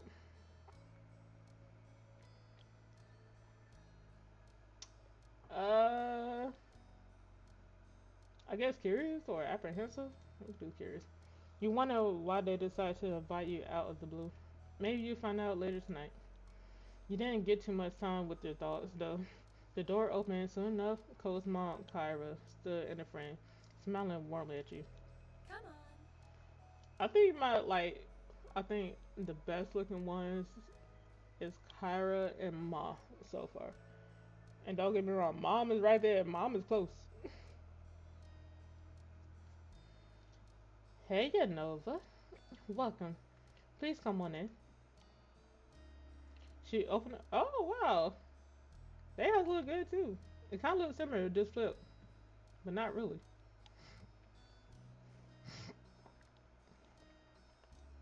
Hmm. She opened the door wider and moved to make room.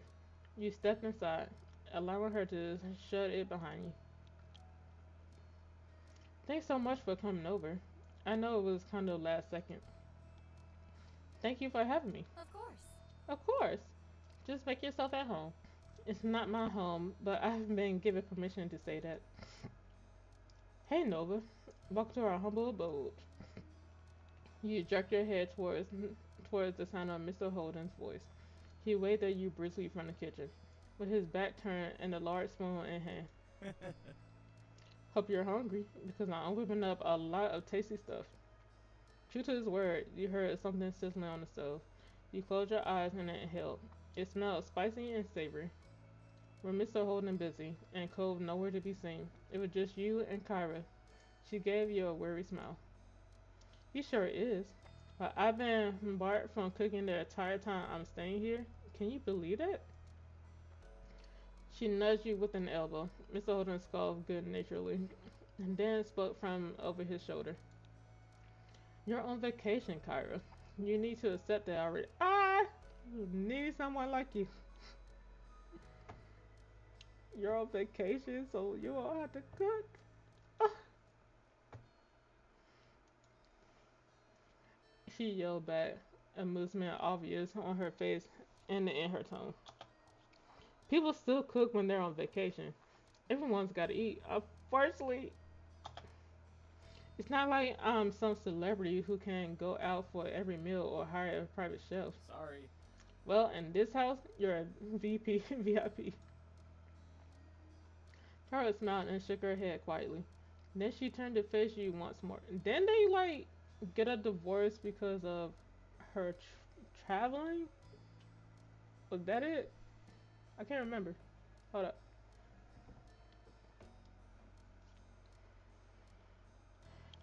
I think it was her traveling. Well, Sorry about that, Nova. Here I was, trying to strike up a conversation with you and Cliff. Just you, and Cliff just had to butt in. I don't butt in. well, Sorry about that. I can rewind this? What?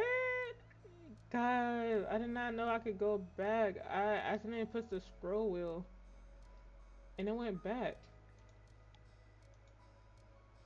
She eyed him, chuckling in disbelief. He wasn't exactly disproving her point with that. Carol leaned over to whisper to you. It's okay. He likes to be included. But since Cliff insisted on cooking it all by himself, he'll have to wait.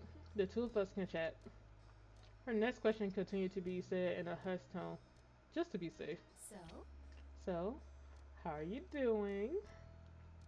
You know, you're doing well. Like, your son and I are besties.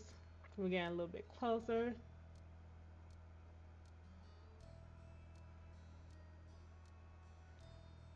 Oh, I went back again. so,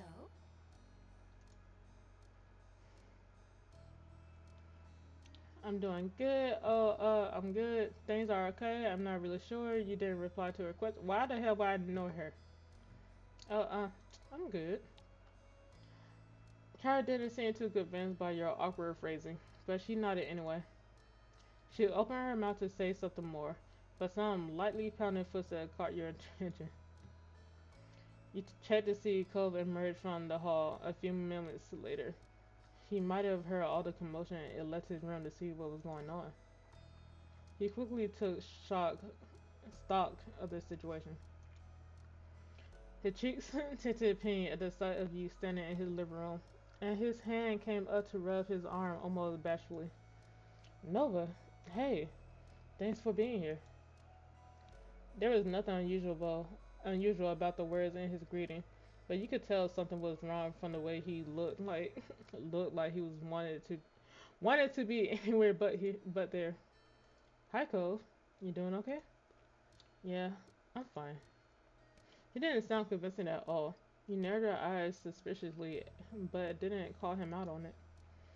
If you could talk to him alone tonight, maybe you would ask him what was going on then. It was when you glanced away from Cole that you spotted his parents watching the two of you interact. Cole noticed their stares too, meeting them with narrow eyes. So, Are we having dinner now?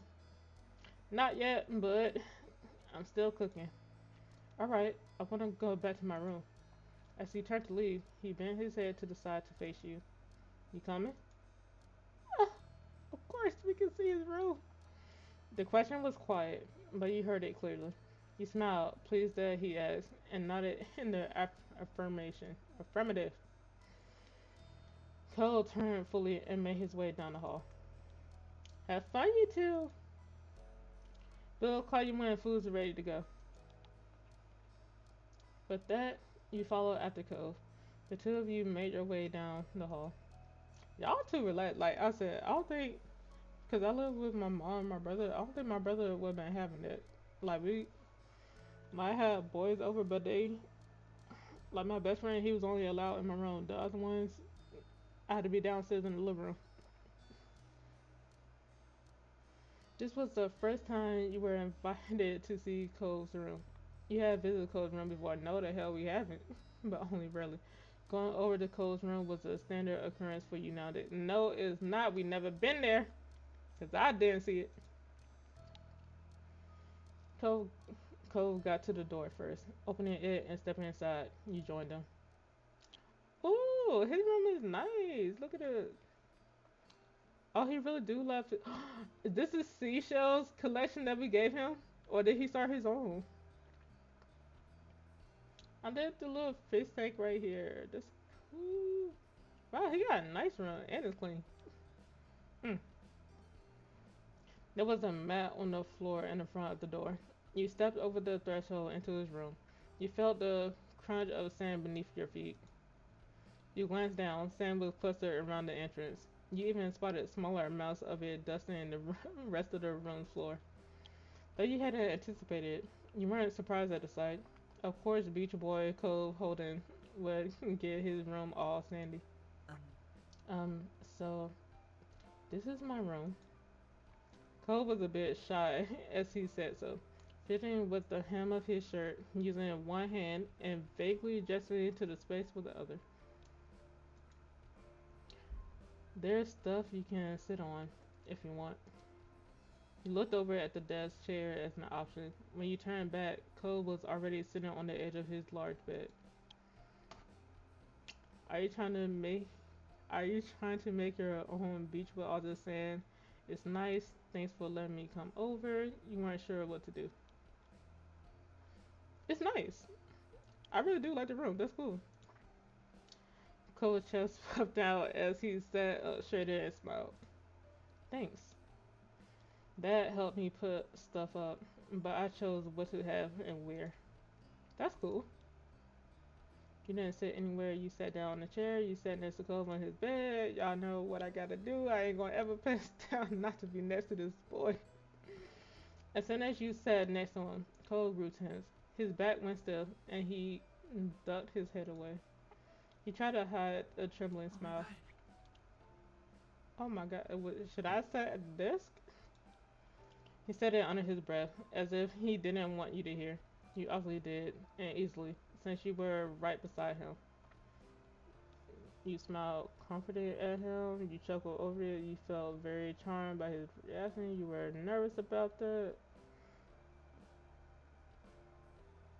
Nervous? Like, what, did I do anything? He raised his eyebrows. You both kept noticing the other's every move. You only shrugged back. It's nothing, don't worry about it.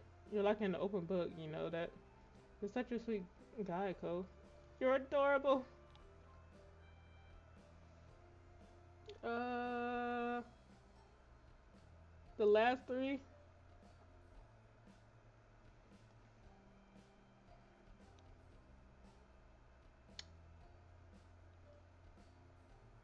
Such a sweet guy, I guess. I. What? Clearly, he hadn't expected a compliment. Somehow his flush grew worse, spreading all the way down his neck. He foamed for words. I'm not. That's. He gripped the blanket underneath him and searched for something more to say. Did you see my fish? I've got some in a tank right there. He's so. I should have felt like you were adorable. Cole threw both his hands in front of him to direct your eyes towards the pets. He was trying pretty poorly to change the topic. That much was clear. You decided to show him mercy and allowed it. He started to watch the bright fish swim. There were a bunch of them, floating to and fro in the open space. They stood out starkly against the green aquarium plants. How long have you had those fish? Yes. My dad bought them for me not very long after I moved here. I guess it's been years now. And they still alive. Y'all, I had fishes and they all died. Wow, that's a long time. You peer it carefully into the tank. The fish looked to be doing well. He must take good care of them. Most of them were small, but there was one especially big one. What are their names? Um, I don't name them all down. Well, not really. Looking at eyebrow at that, he continued the explanation sheepishly. I mean, Mostly, I just call them things based on what they look like. Squirt for a small one, tangerine for a really orange one, that sort of thing. I've had a lot of fish, and I'm not that good at coming up with names. You found that funny, you found that surprising, you found that relatable, you found that funny. Who knew that was a weakness of his? It was an entertaining revelation. Oh, a couple of them have other types of names. He pointed to a small orangey red fish. It was minding its own business, away from the others. My my dad named her Dreamcatcher. Oh, that's cute. And that other one's Mark. Mom came up with that one. Cole smiled to himself, his eyes reflecting the glow from the tank. You let other people name your fish? it's nice. Yeah, it's nice. He then turned to you, tilting his head to the side. There was a considering look on his face. Do you want to name one? Yes! Can I? His smile grew a little at your interest. Sure. There's a few who don't have names right now, the newer ones. You can pick which you want to name. How many fishes do you have? He pointed each of their recent acquisitions out to you. The first was the smallest fish in the tank. It was completely orange and zipped all over the place, running laps around the others. The second was slightly bigger and red. Its tail was dotted with black spots, which almost resembled freckles. The last fish was the biggest one.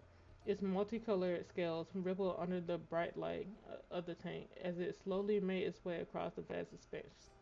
You went with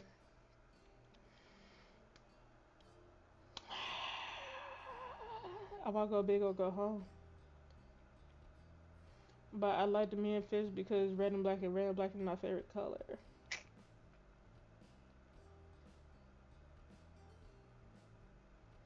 Let's do the man fish. Like I said, red and black is my favorite color. Caleb only nodded at your answer, waiting on you to decide on a suitable name. You watched the fish as you choose closely. As you did, a name eventually came to you. Frank, Sunbeam, Gil, Nova, Cove. Well, if it's a, we're gonna say Nova. So you remember me? Why am I yelling? Cove laughed unreservedly at your choice. It was affectionate rather than insulting. What? You came in after this? Says who? Why not? Because I'm not gonna call my fish that. But you still said I could pick it. Cole shook his head with a bad smile. I'll call them Junior then. You can still call them Nova. It seemed like a good enough compromise, so you agreed. Cole nodded satisfied. Alright, it's Nova. With that, his attention moved from you to the tape. He peered fondly at it and its inhabitants. You smiled proudly at Nova as it swam through the tendrils of the plants, disappearing them, then reappearing soon afterward. Oof. Notice then that Cole was sitting closer to you than he was before. He must have scooted over at some point during the conversation. This close, your shoulders were almost brushing against each other. Your heartbeat picked up a little at the realization. You know, I'm not allowed to have pets in my house, not even fish. The corners of Cole's lips turned down at that. Mm, That doesn't sound fair. It never is. We couldn't have sweets in the house. It's not like fish would make a mess of your house or anything. You just gotta take care of their tank and feed them, and they'll be okay. Right? My moms can be strict over the weirdest things sometimes. I don't mind it too much. I get it. Nah, they strict. They trust Elizabeth and me to go around the neighborhood alone, but they won't let us have a pet. It doesn't make sense. Maybe when you're even older, they'll let you. I don't know. They seem pretty against it. Your current conversation brought to mind a memory from years ago. You launched into it without any warning, earning you a brief, confused look from Cove. One time, Elizabeth, came back from playing at the beach and just shut herself in her room. She only came down for food and then she ran back upstairs straight after.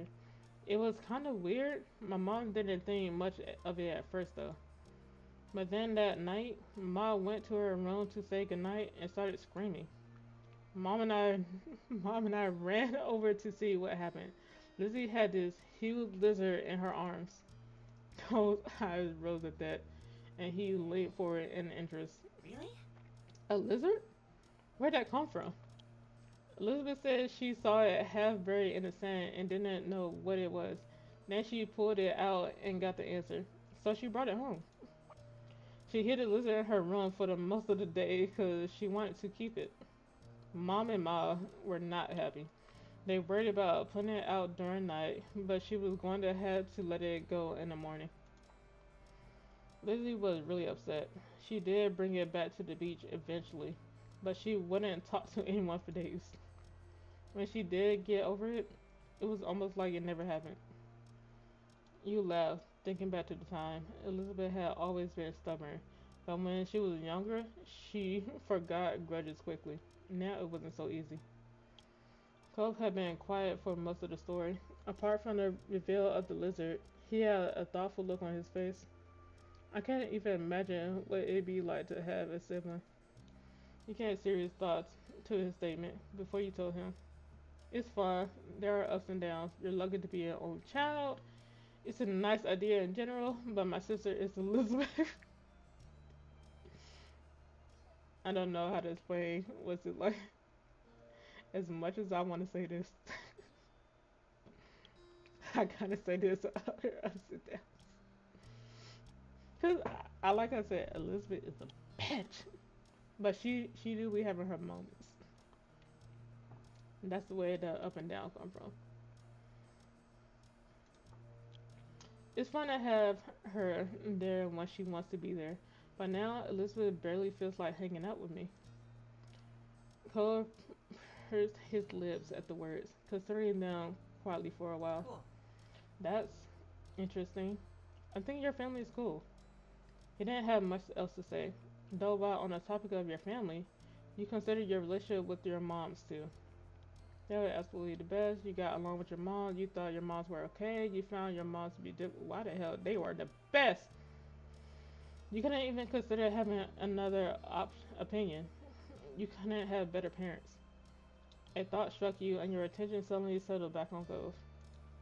Yeah, my moms might not let Elizabeth or me have pets and stuff, but at least they never tried to pay someone to be my friend. Ooh, ooh, ooh. Nova, Nova, Nova, darling. Oh my God, Jesus, how you about to take this, sir?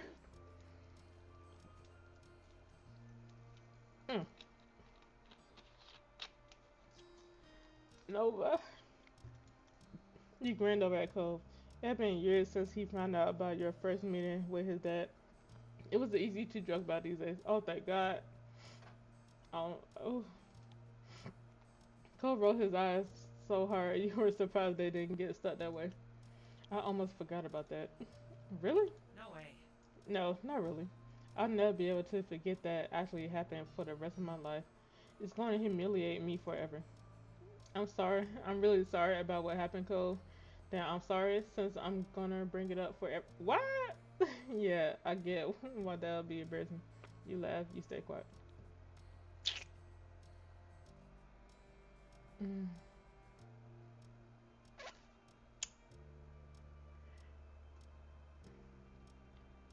Every time when I think I'm in the clear, I'm not. Every time I'm like, oh, they're gonna be lies, I'm gonna have easy choices. I'm not. This game hates me. It don't ever let me have peace. Don't, stress me out or anything.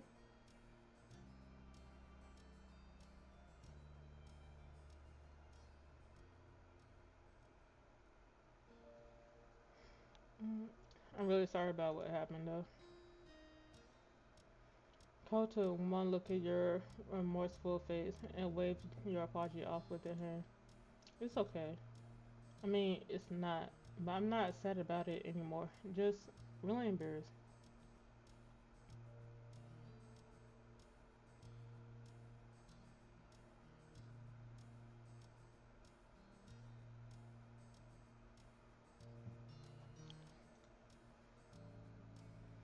Time passed, but you didn't really notice. The two of you were busy, making plans for the rest of the summer and chatting about your respective days. Eventually, you heard a muffled holler from a different part of the house. You and Cole raised your heads in unison. It's time for dinner. Cole watched the firmly shut door he had been locked behind for most of the night, but he didn't make a move to get up from the bed. You couldn't see his face, so you didn't know what expression he was wearing. I'm glad you came. Cole peeked back at you from the side. It's been awkward. I get that. It's been hard on you, huh? You felt sympathetic towards him. You didn't know what he was going through, but you cared about him. Cole said nothing else and remained sat where he was. Now would be as good a time as any to ask him why his parents so suddenly wanted you to come over.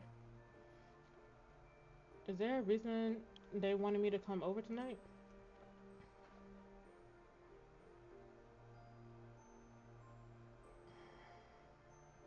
Hold on, chat.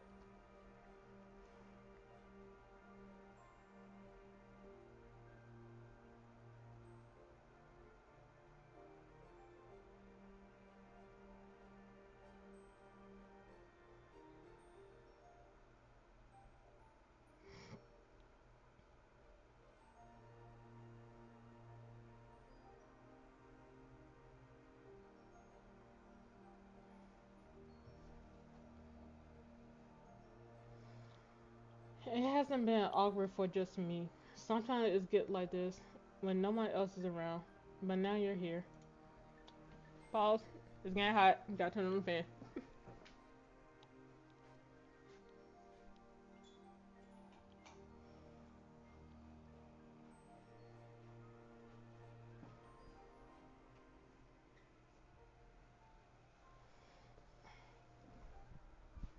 Huh? You hadn't considered that, but it sort of made sense in a way. There was another shout from outside, too muffled to actually know the words, but you could imagine what they were. Let's go. Cole finally got up, lumbering away with his shoulders sagged. You followed after him. Together, the two of you made your way back to the living room. As you expected, Cole's parents were politely waiting for you at the kitchen table. Beside them windows overlooking the back of the house, food had been prepared and set. It's a whole being as you and Cole took your places. Oh, everyone's hungry. I cooked up a feast. Yeah. I know I am. Y'all are gorgeous.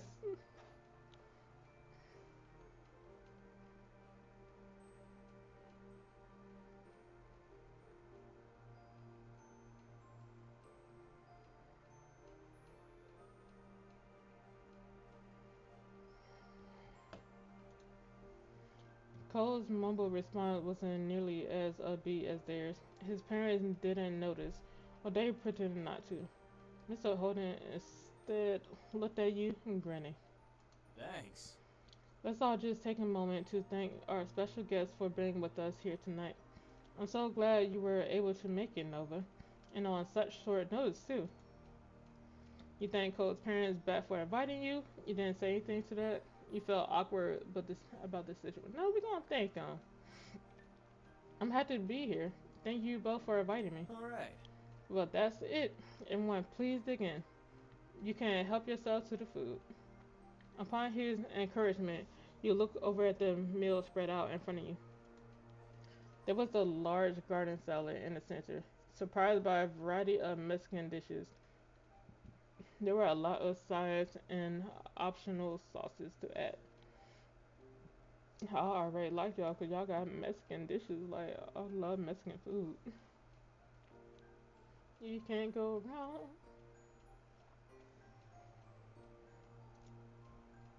You're very happy about these options. You could work. Nah, we are happy. You love Mexican food. And there were so many dishes to choose from. You were practically drooling. Utensils and plates scrapped and clanked together as the group began filling their plates. Cliff, could you pass the salsa verde? Ooh, that's a good question.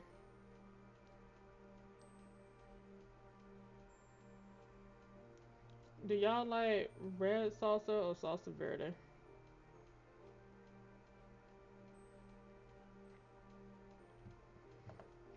I think I like salsa. Like, if I want something like spicy, like real spicy, I want salsa verde. Like, sometimes red salsa could be spicy, but salsa verde is like, whew.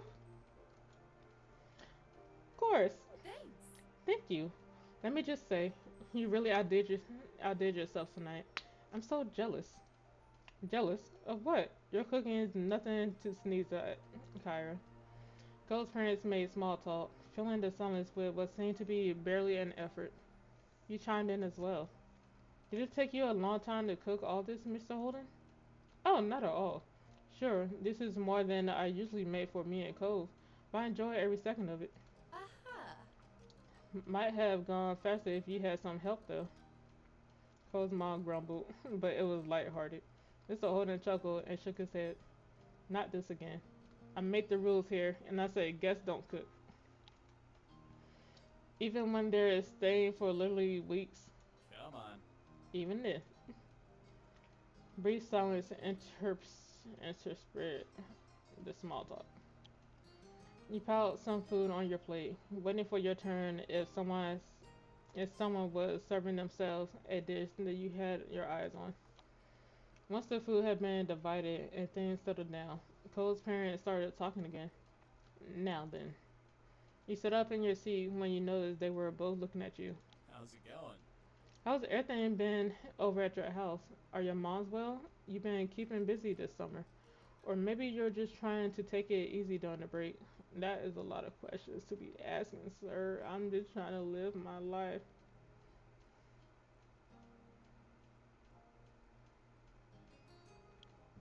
Like, I'm just trying to live my life before school starts.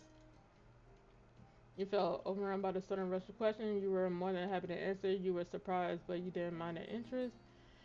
You felt uncomfortable with. You were surprised because that a lot of questions.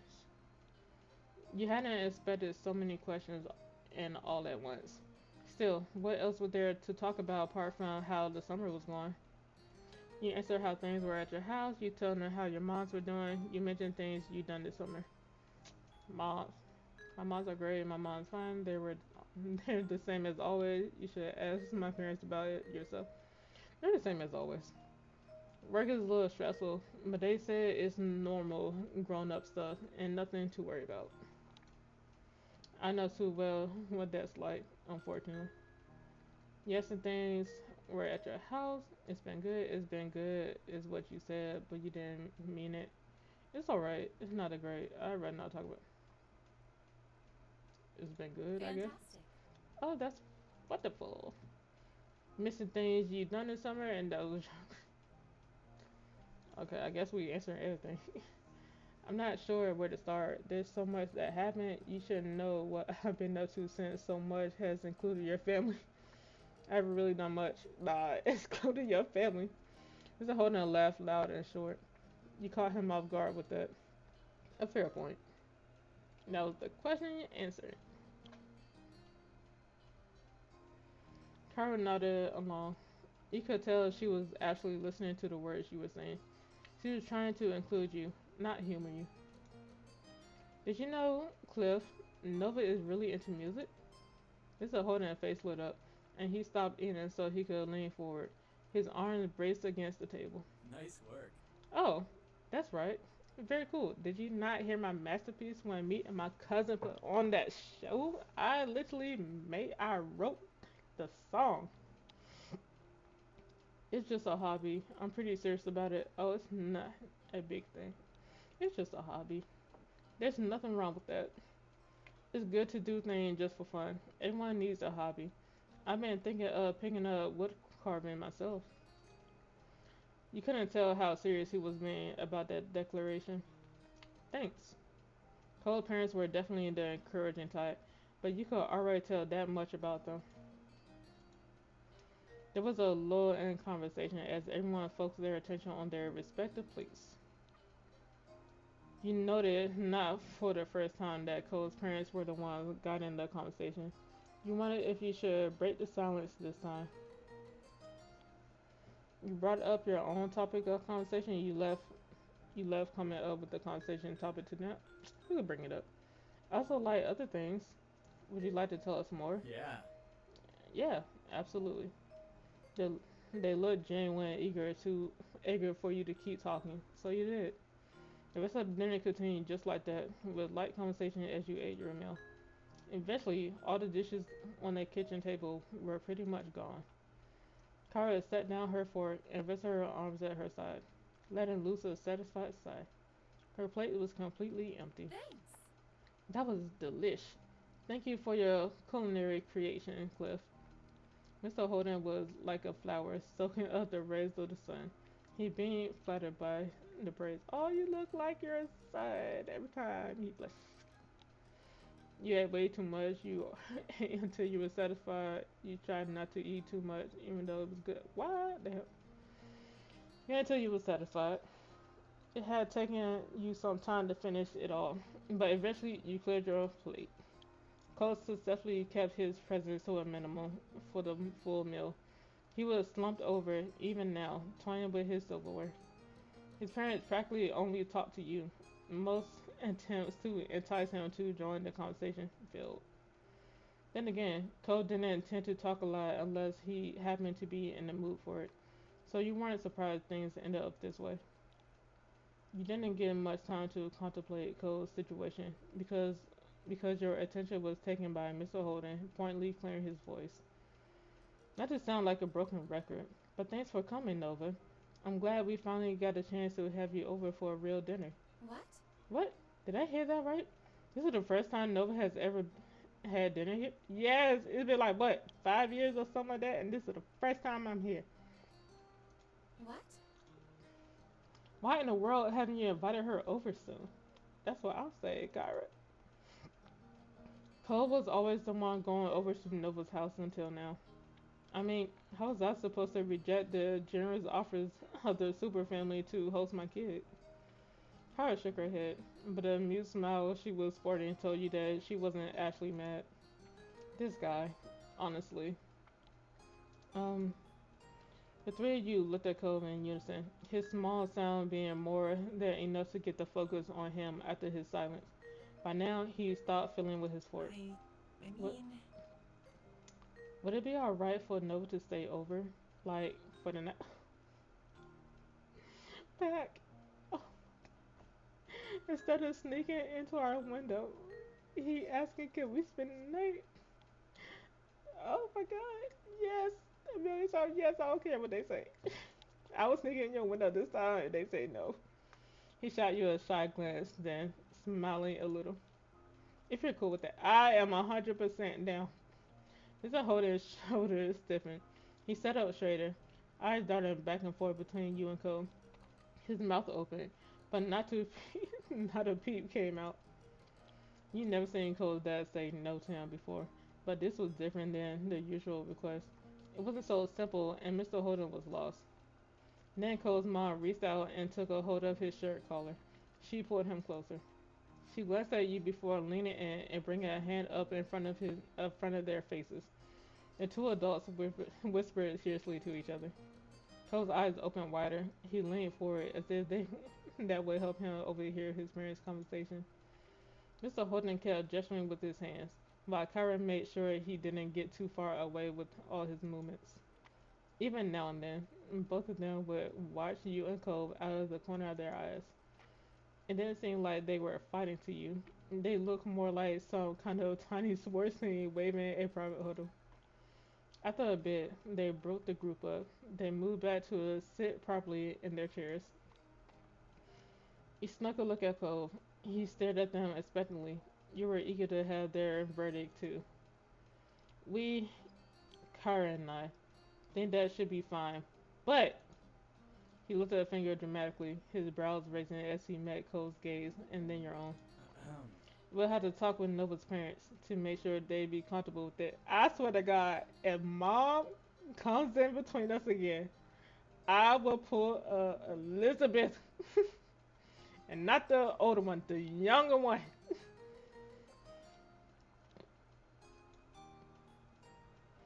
If they are, we can arrange for a sleepover to happen on a different night. How dare you make us wait? Oh my God, the sleepover, the other one, am I? Oh, Pack, I don't think we gonna be able to see it. Come on, everyone is more prepared. If Nova's folks don't like the idea, there's nothing we can do. He finished the mini speech with a wide shrug, using his full arms. Okay.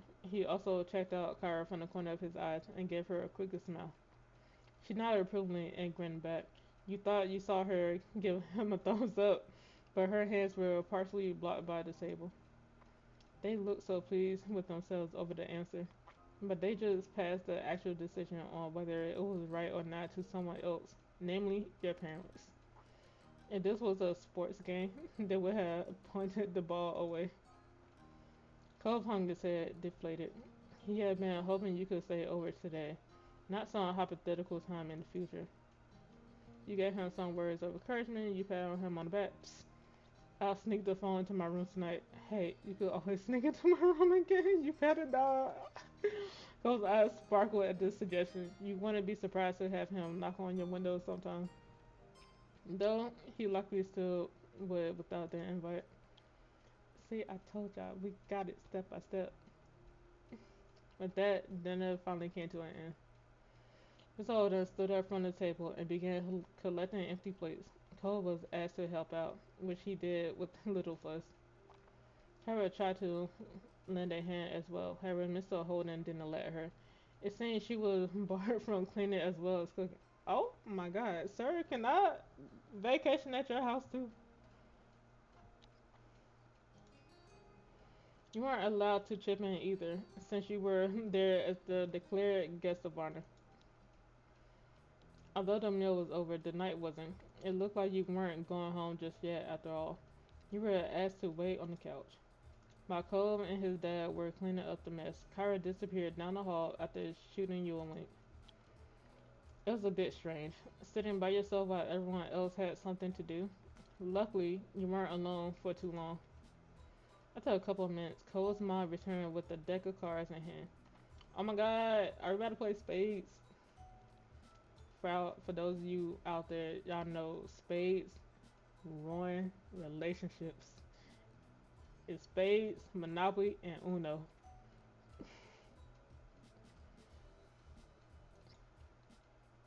So, who's up for a few rounds? Cole and his dad looked over their shoulders at the question. They were mutually intrigued by the cards in her hands. She beamed at their expressions and stepped forth into the living room. And on the couches, she sat cross-legged on the floor by the coffee table. She turned to you and gestured at the space beside her, smiling invitingly. You accepted and followed her lead. The living room carpet was soft, though the hardwood floor underneath could definitely still be felt. Kara did an overhand shuffle while she waited for the others to finish their task. The smile had yet to leave her lips. Great. This is going to be good. You were excited, you were nervous, you were bored, you were kind of annoyed, you enjoyed her enthusiasm. Cosmo was funny, upbeat, and easygoing. You leaned closer to watch her expertly shuffle the cards. Who knows how to shuffle cards? And why not shuffle them good?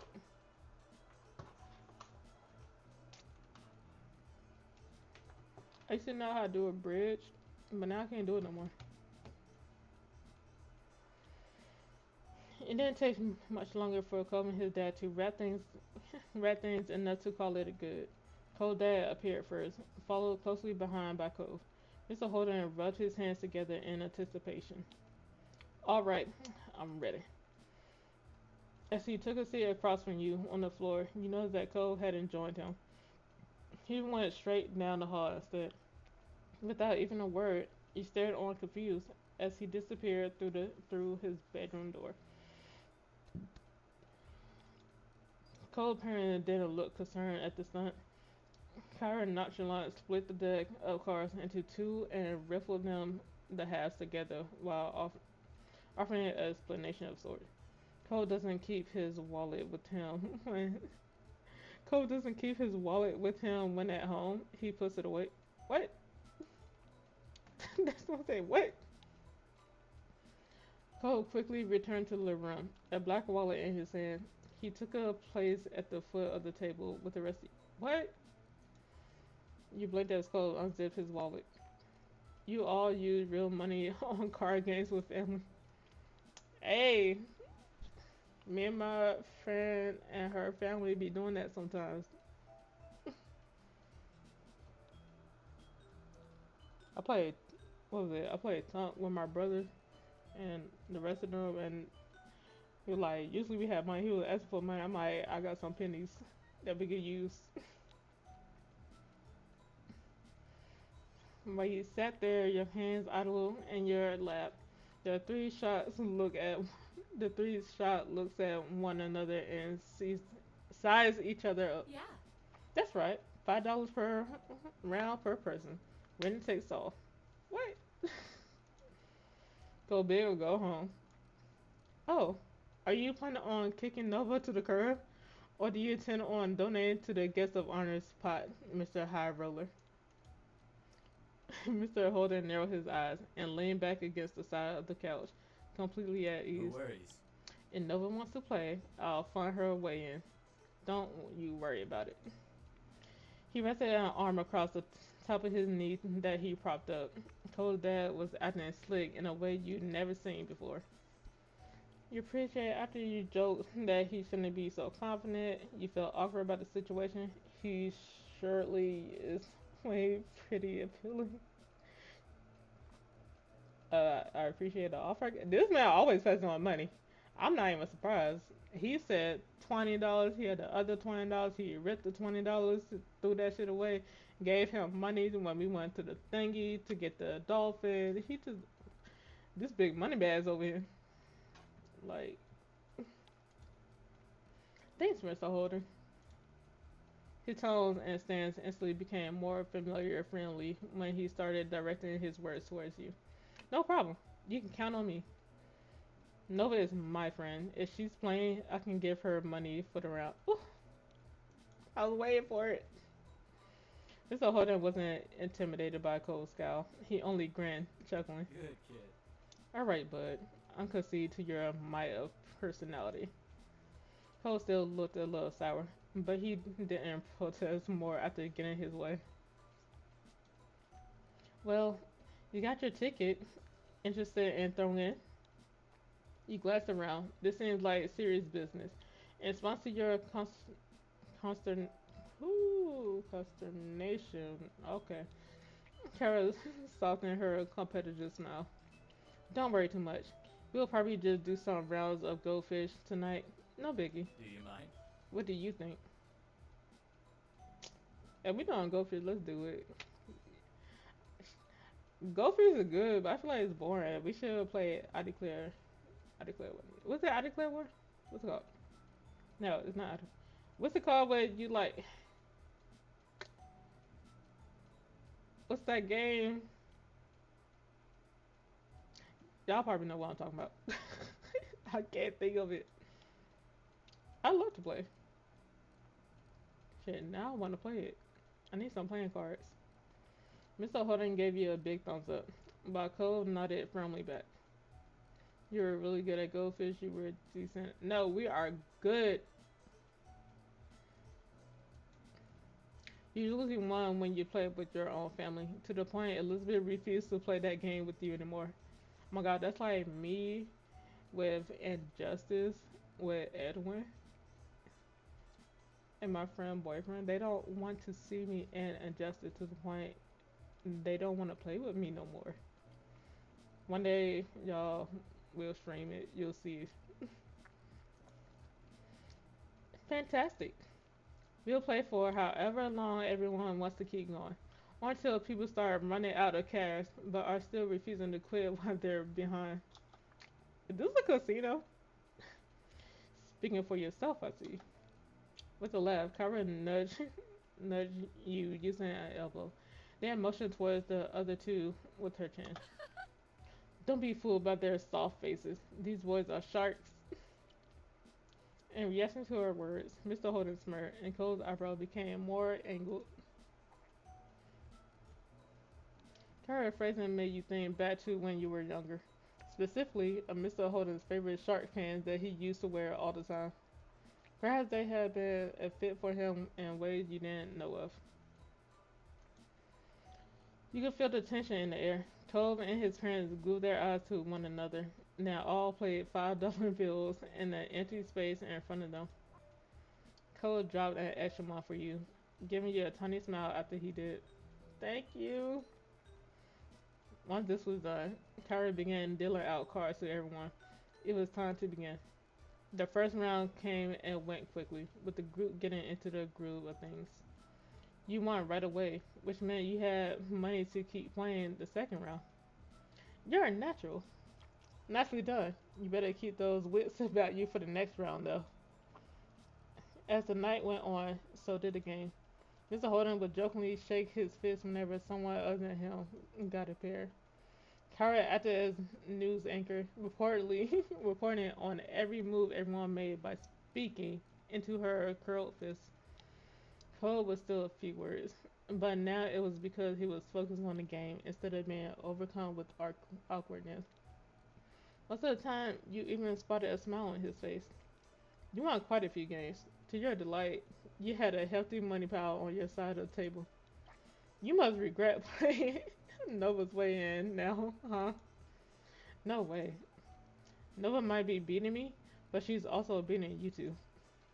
Cole turned towards you and smiled, looking pleased at your ability to match his mom and dad. What can I say? I'm good.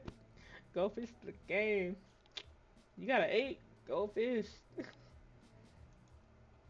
You grinned at him, touched by his speedy comeback. It became clear that there where the money went in the moment didn't really matter. They ended up giving it back to one another in other ways, and not just through more rounds of cards. You sat back, looking over the scene. A tiny smile grew on your face. Cole's family was pretty cool, you thought. You were glad you got this chance to come over to spend time with the three of them. I knew it!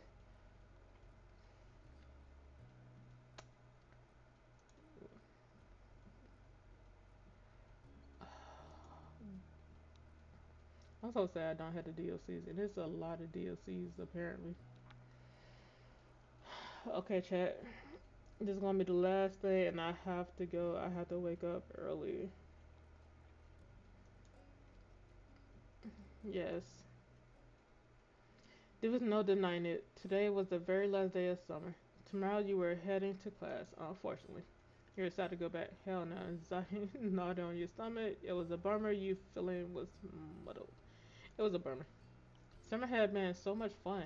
When you thought about going back to school, it was the sense of loss. Soon you wouldn't be able to choose how your days were spent without the school bell telling you where to be and when. It was with a heavy heart that you chose your outfit for a final day of freedom. Life was going to be difficult. You had come to think of summer vacation as the norm, but school sucked up the majority of the year, whereas the summer vacation was just a respite in the middle. So, rather than it being different, it was kind of return to the normal. What did your normal life really mean? You consider how fondly your mom talked about their summer vacation as kids. You dimly recognize that one year the pattern of school and summer itself would be over for good. It was hard to imagine. Yes, and when you get older, you're gonna have to go to work, and you're gonna work through the summer. You don't play. I mean, you might go vacation. That's if you're lucky. Uh, you got distracted. One arm still out of the sleeve. You pulled it through and put your mind back into the present. This season had brought about plenty of changes of its own.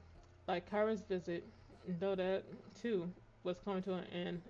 Oh, you were happy you'd finally gotten the chance to know her. You had become extremely fond of her. You didn't really like her. Your mind wasn't made up on how you feel about her. You didn't care one way. No, we like her. She was cool. She was interesting to be around. You liked how easy it was to talk to her. You finished dressing, which was good. Cole would be there any moment. You'd agree to see his mom off together. Am I spending the night? Officially, the plan was that he would come over to bring you round to his house when she was ready to set off. But you both knew that would be hanging out for at least a little while beforehand. Kara's visit had troubled Cole when it first happened. It had been a sudden change, thanks to Mr. Holden's infamous tendency to surprise people. But once he was able to adjust, he been in pretty good spirit with her around. It was a relief for everybody. Oh, he gonna feel so sad when she leaves. The next thought that crossed your mind was, it would only be polite to get the door for Cole. You went downstairs to wait. You couldn't wait to see Cole, so you went downstairs to meet him when he arrived. Cole knew your house well enough. You could lounge in your no. You couldn't wait to see him. You bundled down the stairs, your hand gliding over the rail. You want to make sure you got there first. If you didn't hurry, your moms might answer it.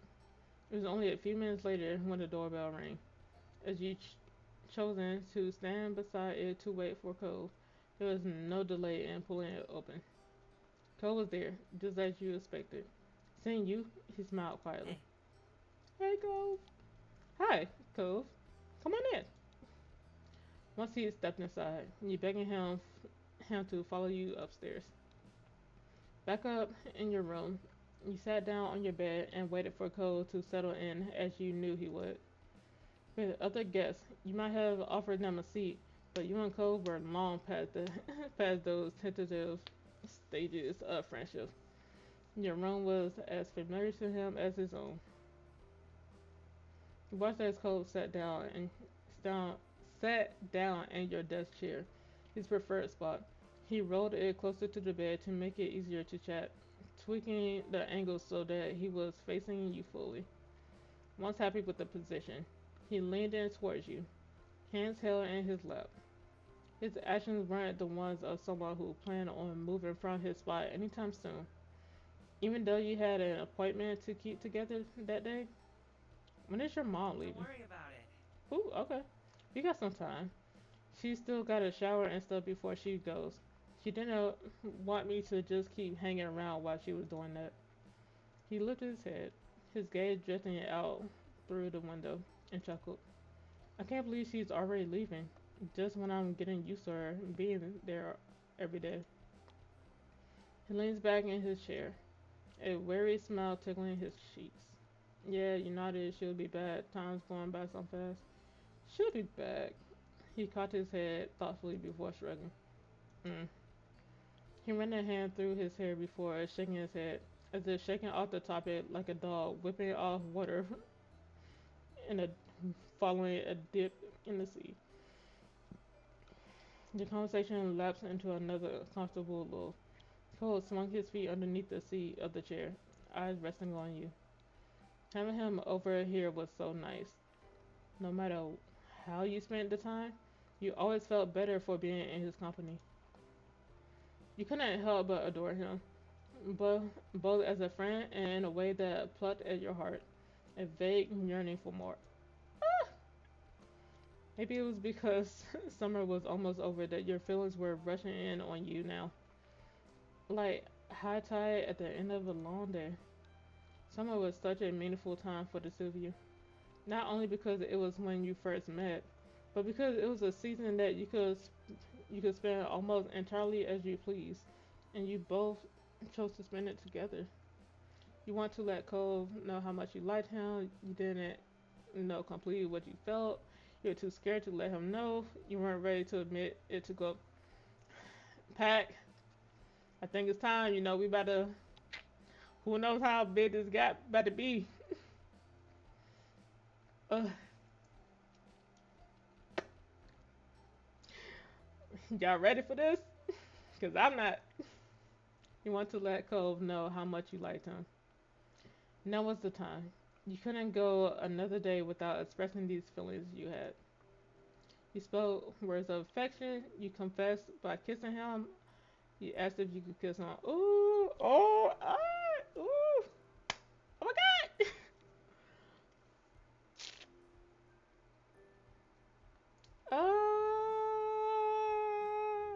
Okay, I'm not gonna kiss him. Like, I'm not gonna do the you confess by kissing him part. Now I'm stuck between you spoke words of affection. You asked if you could kiss him. I feel like it's like, mm, uh, mm. I feel like it's random though.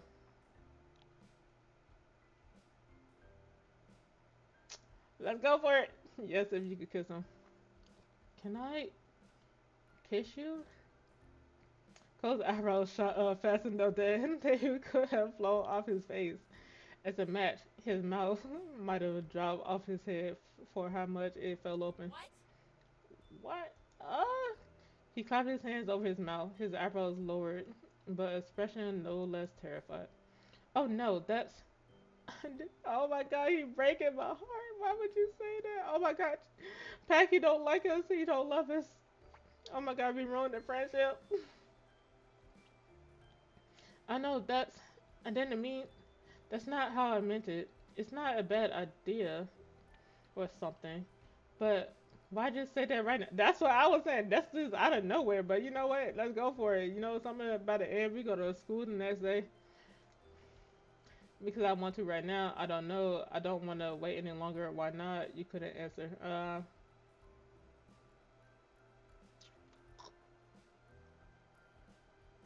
Um, couldn't answer. I guess. Cold chest began to rise and fall visibly as he swallowed short breaths in quick succession. Sorry. Sorry for being weird. It just, I kind of thought or hoped that sometime something like this might happen. But us talking about it, liking each other. You did? You were thinking about it before? Girl, yes, we got him. Like I said, somebody come between us, they gonna get. Mm, I'm gonna leave that for y'all imagination, but that's what they gonna get. He nodded ever so slightly. Your face, your face felt a lot harder after that. Cole brightened a little at your positive reaction, and his explanation continued. I, well, could sort of picture how it might go, what it'd be like with you and me. But just the first part, I couldn't ever imagine anything that'd come after. And now it's actually happened. We're there. It's. He took another deep breath, stuttering on the exhale. That's. This makes things different. Things don't have to be different. I pretty much imagine you react like this. This is hard for me. Should we find a crystal ball for answers?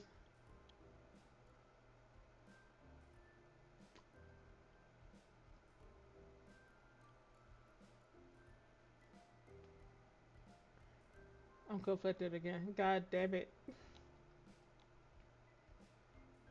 Um,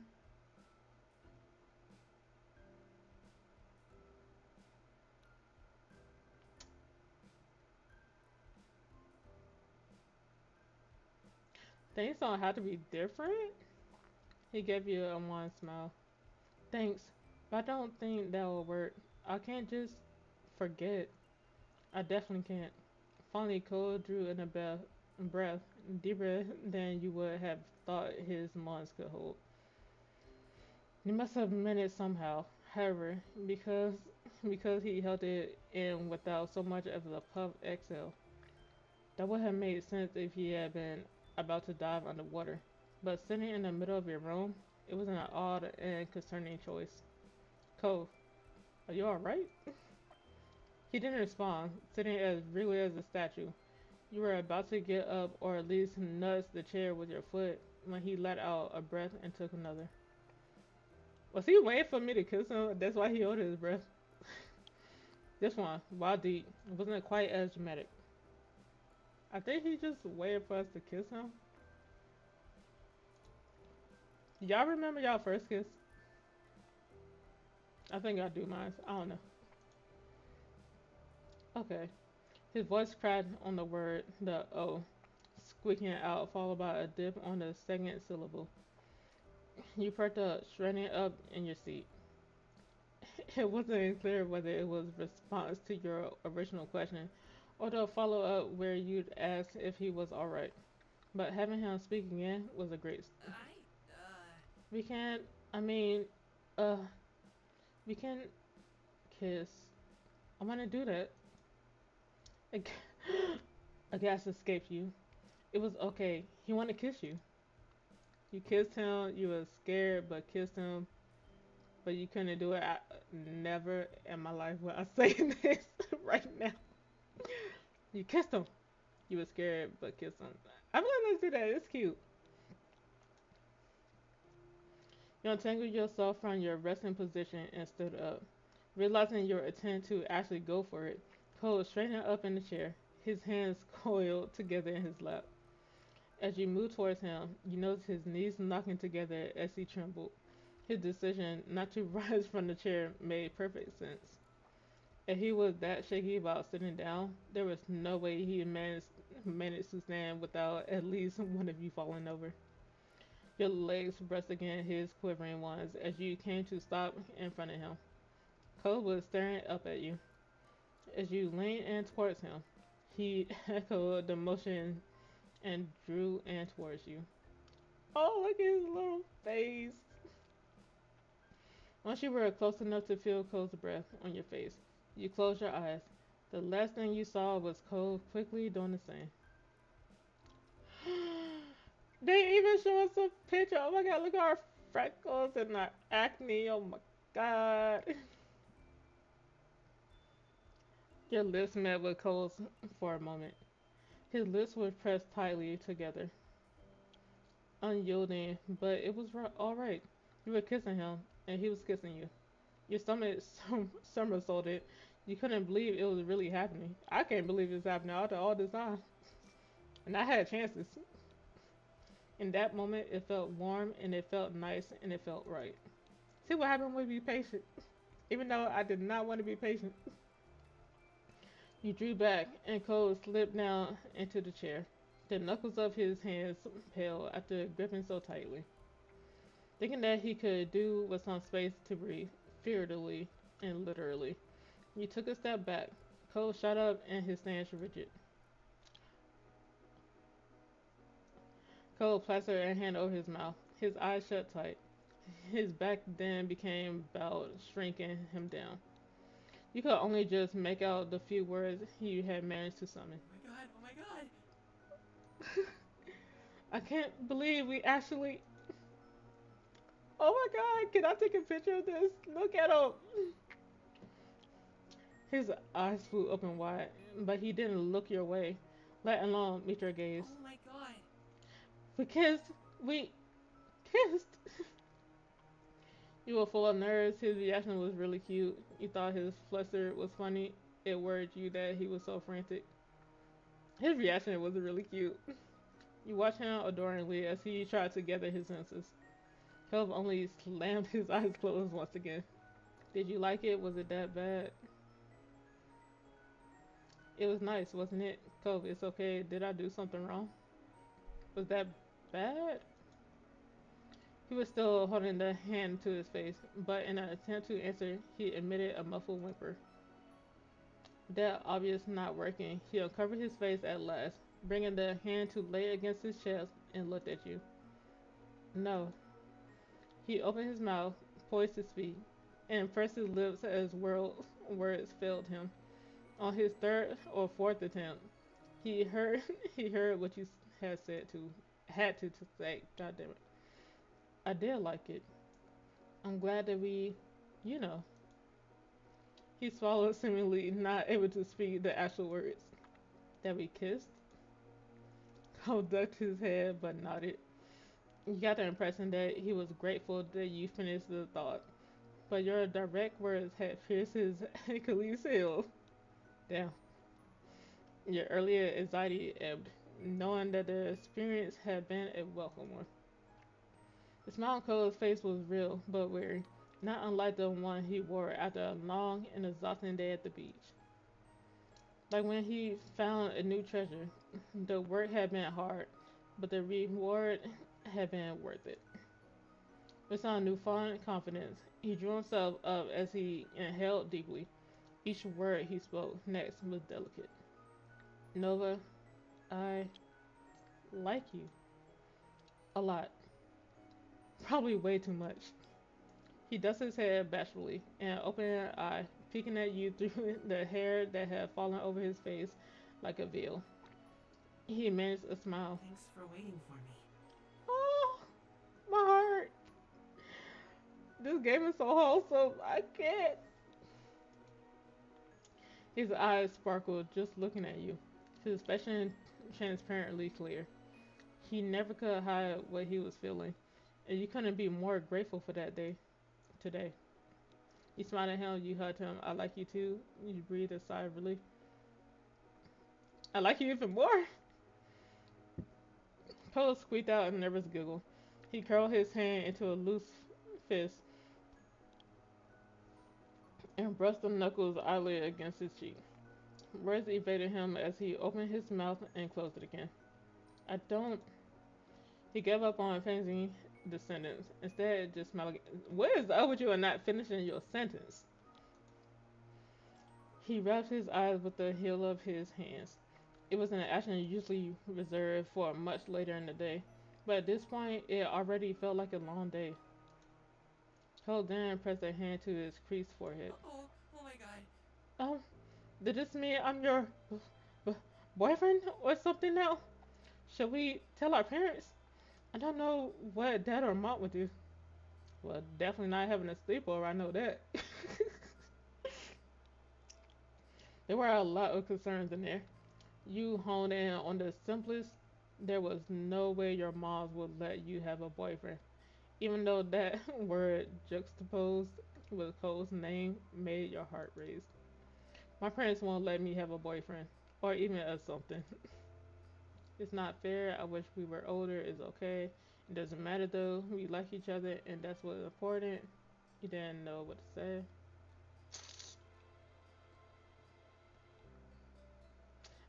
We like each other.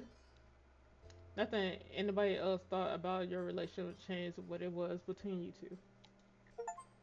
Oh my god! What's that? Building a relationship doing step two, converse to God. Oh my god, achievement, guys.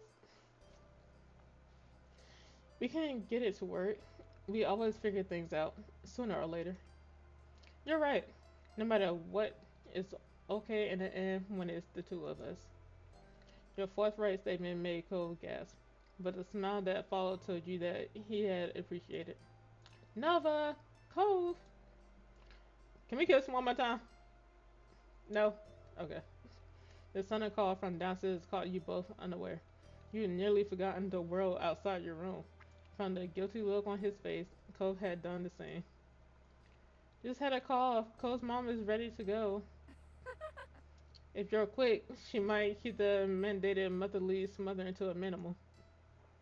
You doubted that, but it was nice that Mom and Mrs. Priest had their strange sense of humor in common. Their eyes met Cole's. Wordlessly, you headed downstairs together. No! Damn it, why didn't you leave first and then we do this? Each step on the way there was painfully slow, like he was trying to delay the inevitable. His whole body tensed leaving the house. and Cole froze altogether before you both could cross the street. Oh, The door is open. Dad must be taking her stuff out. He swallowed hard. She's really gonna leave. You smiled at him reassuringly. You gave him a pat on the back. He rested your hand on his arm. This isn't the last time you'll ever see her. I know, I know. But I got used to having her here. Yeah, it was hard to think of a world where a world where you didn't have both of your moms living at a home with you. So you couldn't even imagine how hurt Cole must have been feeling knowing his mom was leaving. You thought you saw his bottom lip quiver just before he turned his head away from you. You don't have to head over if you don't want to. No, it'll be worse if I miss her leaving. Okay. At that, some of the conflict worrying on his face eased a bit. Together, you went across the street and inside his house, finding his parents in the living room, surrounded by his mom's packed things. Hey kids. Good timing. I just called the taxi. Mm. Hi. And hi Nova. So glad I get to see you today. It was fabulous getting to know you this summer. I finally got to put a face to the name I've heard so many times. She winked and Cole pouted on cue over the season. I'm really happy I got to meet you too. I hope you had a good time visiting. Bye. He didn't say nothing. It's the bye part. Bye just get me. I'm really happy I got to meet you too. She is fun. They like I see why they got together. Hopefully it won't be too long before we see each other again. Nodding, Kara turned her attention back to her boys. She patted Cliff on the arm with a warm smile, and then she enveloped Cole in a crushing hug. Initially, Cole squirmed to break free from her grip, but his mom was unfazed and kept him locked in place. Heartbeats later, he gave in and hugged her back tightly. I'm so glad. And I'm so happy this trip was a success. Cliff, Cliff looked like he was bursting with pride. And then Cole stiffened. Kara loosened her hold on him enough to study his face, concerned. She spoke her next words in a whisper that had been meant for just her son. What do you think? Do you want to unshelve it? Raising her eyebrow, Cliff watched them carefully. His smile began to falter. What's wrong? What's wrong? Cole's gaze moved to the floor. He looked like he was grappling with her to begin. But then Cliff smacked a hand to his own cheek. The noise caught everyone's attention. Cliff's eyes were wide, and you could clearly see the light bulb moment he was experiencing on his face. Do they know we kissed? It shouldn't have been a surprise. I went behind your back again. What? Yeah. And it only took me until the very last moment to realize it. Crossing her arms, Cliff laughed at himself. You could tell it was out of frustration and disbelief, rather than the usual good-natured feeling. I'm so sorry. I thought I had gotten better at this. What did you do? You have. Cole's voice was small, but it was enough to break through his dad's thoughts. Cliff's mouth pulled into a small it's smile. okay. It's been a long time since something like this happened.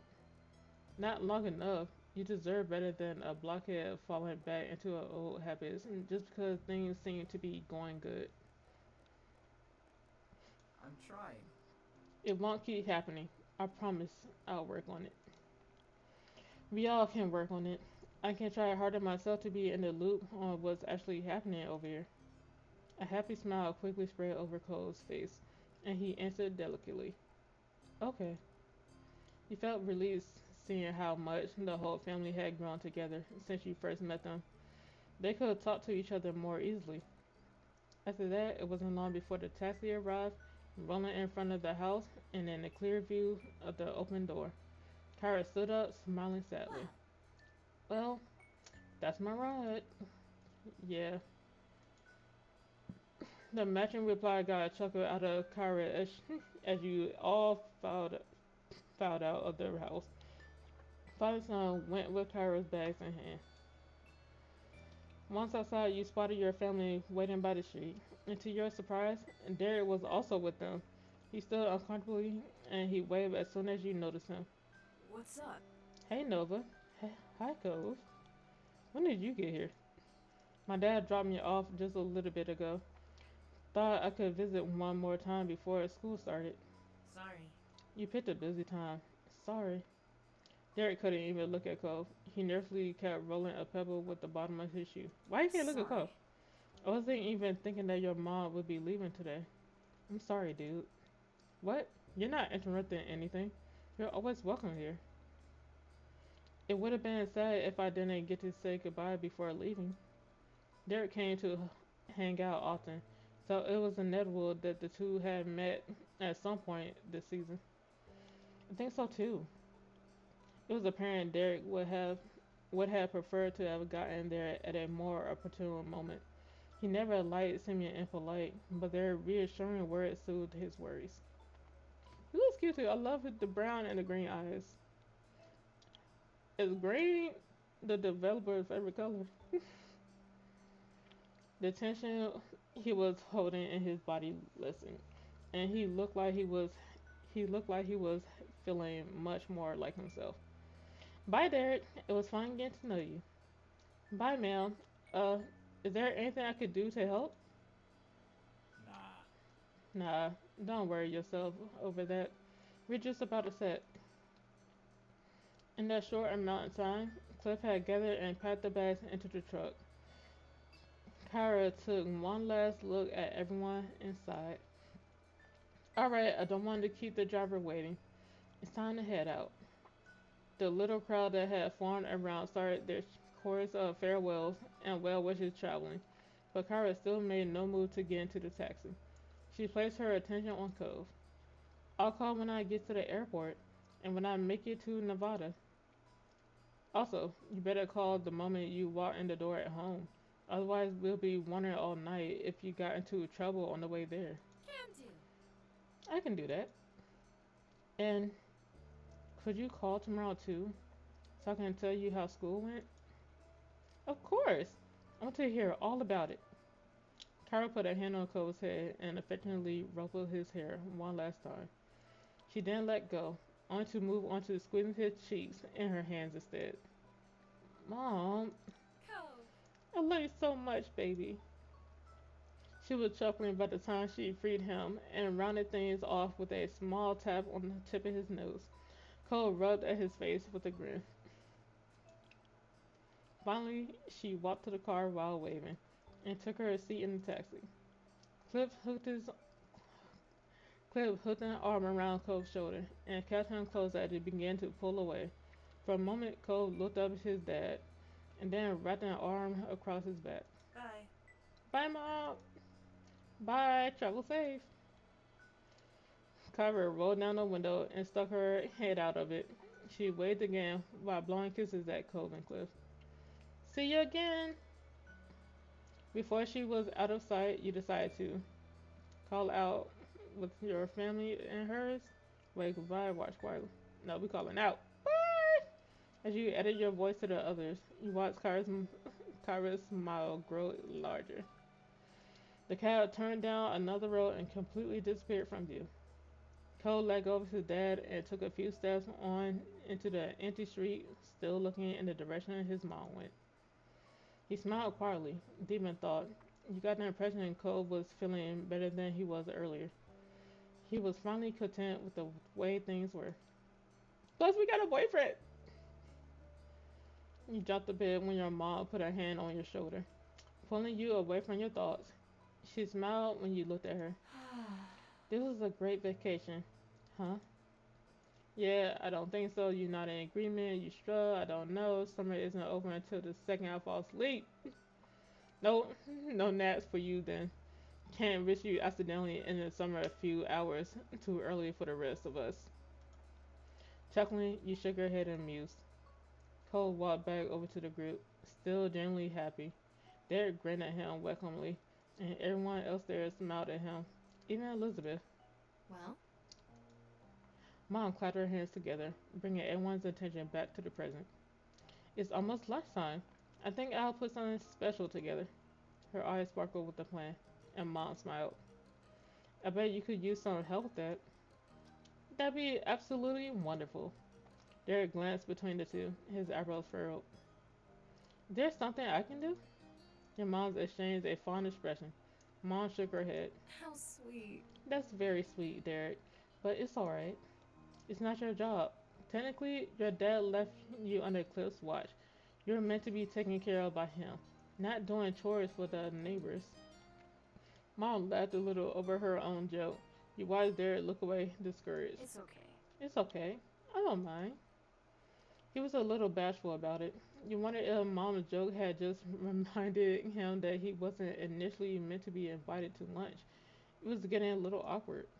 Mom grinned sympathetically. Her comment was meant to lighten the mood, not bring it back down. Mom tried again to get things moving forward. Why don't you kids go have fun? You all can come back in about an hour. We'll make enough for everyone. Mom nodded in agreement. Sounds good. Another sunny idea, Lonnie. Thanks. Thank you. Yeah, thank you. That sounds like a plan. Then I don't want to cramp your style. I got some stuff to work on, so I can be out of your hair this afternoon. You should come by later too. No reason you should be the odd man out. Mom seemed amused as Cliff rubbed his neck nervously. He grinned a wavering but pleased smile. Thanks very much. I appreciate the invite. He looked over the assembled crowd with knowing glances. I can help too. With as many people as you're feeding, that's going to be a lot of food. Didn't you hear what we told Derek? It wouldn't be fair to make you cook when we're the ones who are inviting you. Didn't you say last time you're a guest and the guests don't cook?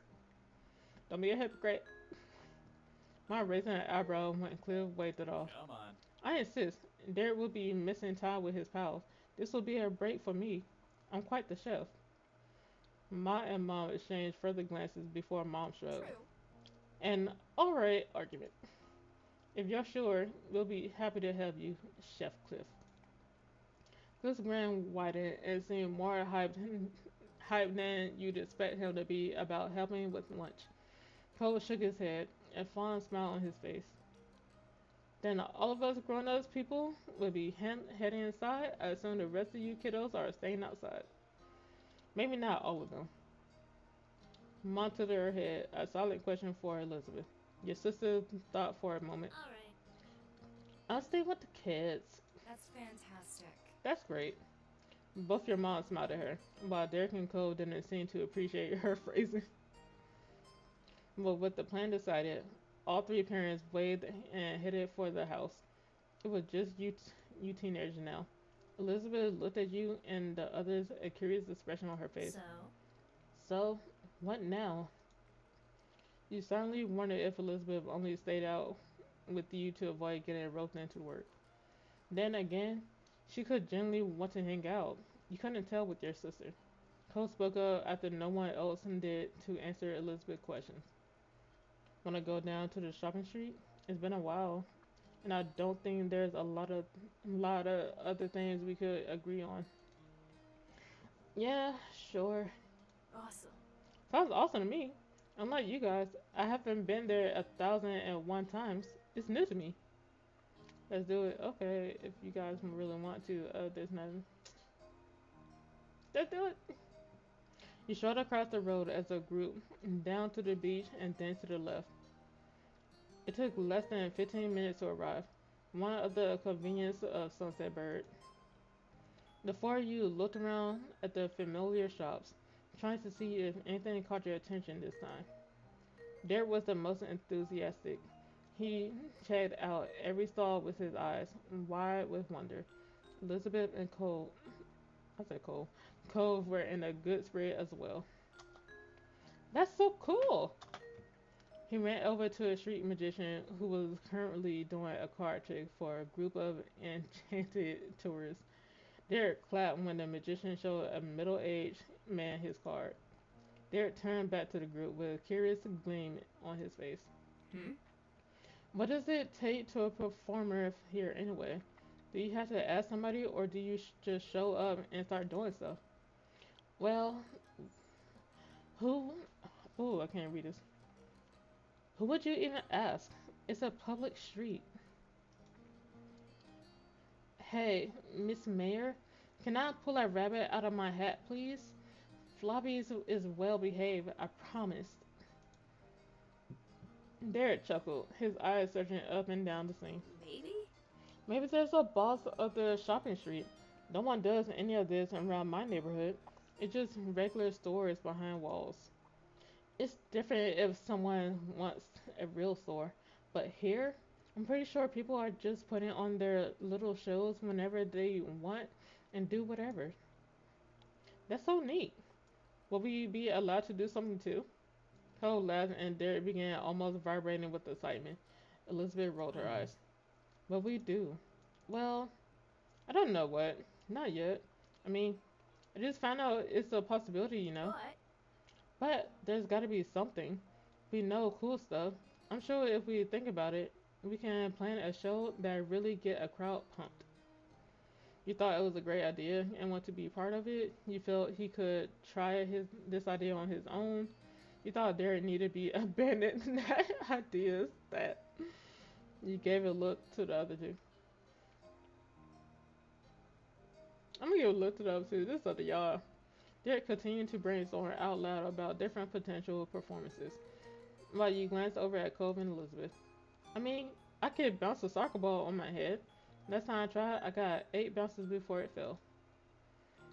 I wouldn't bring a ball here. why? Why not? Cole gestured to everything around the stalls, the people, all the colorful chaos that made up the shopping street. Would you want to chase a lost ball here? And what if it hit somebody? Even if you're good, someone else could bump into you. That's true. Derek thought about it some more. And then he watched another performer, a woman doing tricks with 2 small dogs. One was fluffy and cream colored, while the other was a cool gray. The woman held up rings. Both animals jumped through the opening, happy to receive a treat at the end. Derek brightened. Mm. Maybe I'll teach crabs how to race. Crabs? We could work. With some amusement, the gang continued to pursue the stalls. Elizabeth found some earrings with a dangling, badly misprinted globe that everyone laughed at. Cole picked out a blob as Iceland, but Derek thought that it had to be Greenland. Mm-hmm. You know this is a world with what looks like 9 continents? I think you're both wrong. Um, Stay in school, kids. You want to side with Cole? You backed up there. You agree with your sister? No, it's Australia. I'm gonna stay out of this. Let y'all deal with this. Suddenly, Cole froze. You stared at him and then tried to see what caught his attention. When you saw a familiar face down the way, it all makes. I bet you it's Jeremy. Between the crowd, his bright hair stood out like a neon green bowl in the kitchen sink. It was Jeremy. I told you. Jeremy slowly drifted his eyes down the street, and his eyes widened in mutual recognition. He definitely noticed you. Derek frowned and Cole sighed. Neither of them were happy to see him again. You stood there shocked, you glared at Jimmy, you waved at Jeremy, you decided to smile at Jeremy, you looked away. I'ma glare at that bitch. You narrowed your eyes and projected your dislike. Elizabeth raised an eyebrow. Her gaze swept over at Jeremy without a hint of a clue. Jeremy simply scowled to himself and waddled deeper into the crowd of people. Derek relaxed and exhaled loudly. I'm glad he's not gonna start anything.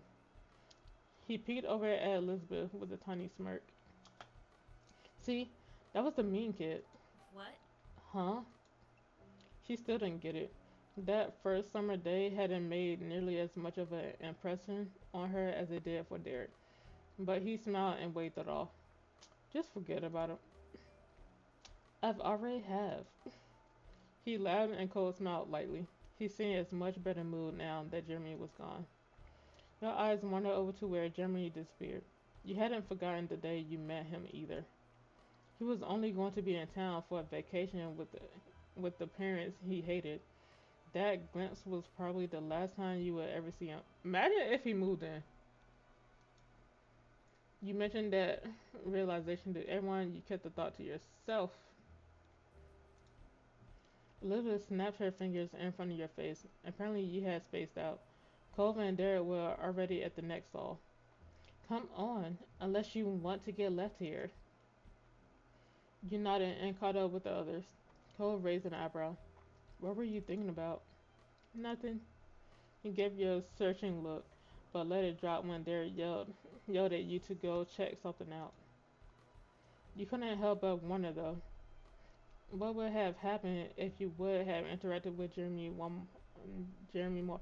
We would have fought. I almost fought that bitch last time. He lucky. Derek and Cole was there to hold me back. You were glad that you wouldn't find out. Jeremy was unlike anyone you had ever met before. You thought he was horrible. You thought he was weird. You thought he was stupid. You thought he was kind of pitiful. You thought he was kind of okay. You didn't know what to think about him. We think he's stupid. You and the group moved on from the Saul and from Jeremy. It didn't take long for everyone to return to the joking. You all enjoyed what little time you had left, as Elizabeth mentioned that hour was almost up. The little trip had flown by, and lunch must have been waiting for you now. Derek bounced on the balls of his feet. Okay. Come on, guys. Let's get going so we can eat. I'm starving. If we had to, I can't wait. Whew. I had enough walking around. Homebound, we go. You nodded silently. We done with what? Covenant stretched one of his arms lazily. Let's go then. You looked at him appraisingly. You asked Cove to carry you back to the. You nodded at him. Can you carry me back? Hey, Cove. Yeah. Could you carry me back home? What? Cove turned red, awfully flustered. You explained you wanted a piggyback ride. You didn't want to walk back. You told him it was a special occasion. You decided to let it go.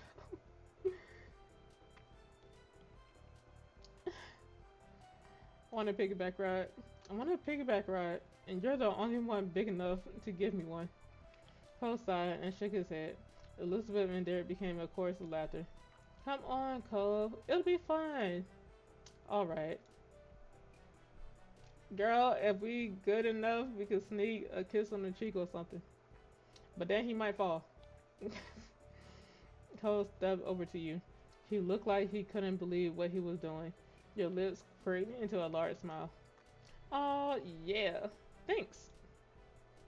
He carefully crouched down in front of you so that you could climb on.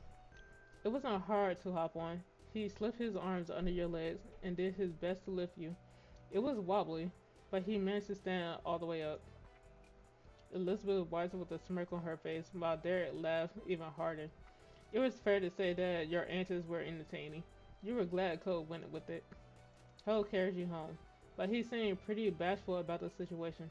He struggled with how much to grip around you and whether or not he should try to reposition things. But along with all that, he also seemed to feel some pride to be carrying you. It was a pleasant walk home, and in no time you made it back. Derek got to the front door and held it open for everyone as you each moseyed inside. Am I still on his back? The three parents were still in the kitchen. They looked up and waved. Welcome back, everyone. You made it just in time. Hey. I hope you're hungry. When Cove had brought you inside, the parents couldn't help but notice the odd conveyance. Your moms were unsure, and Mr. Holden raised an eyebrow. I didn't feel like walking back. Everything okay? Did you pull something over? I'm okay. Aw, Cove, you got so strong. Good kid. And reliable, too. What a guy. Cole rolled his eyes at the commentary, then started walking to your couch. He bent down and you let yourself plop back onto the couch. Thanks for the lift. Cole exhaled loudly and shook out his arms. He just seemed relieved that he made it. So, did everyone have a nice time out? She gestured for people to take a seat at the table. Plates and silverware was already being placed out. You took your normal seat.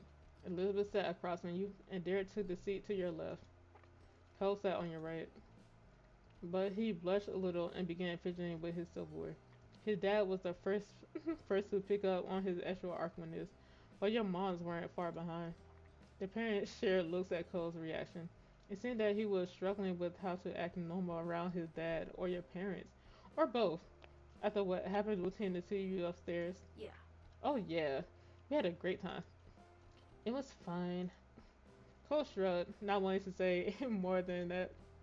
I really liked it. It was okay, I guess. Yeah, the bank heist went off without a hitch. Your joke got some chuckles going around the table. That's good in my book.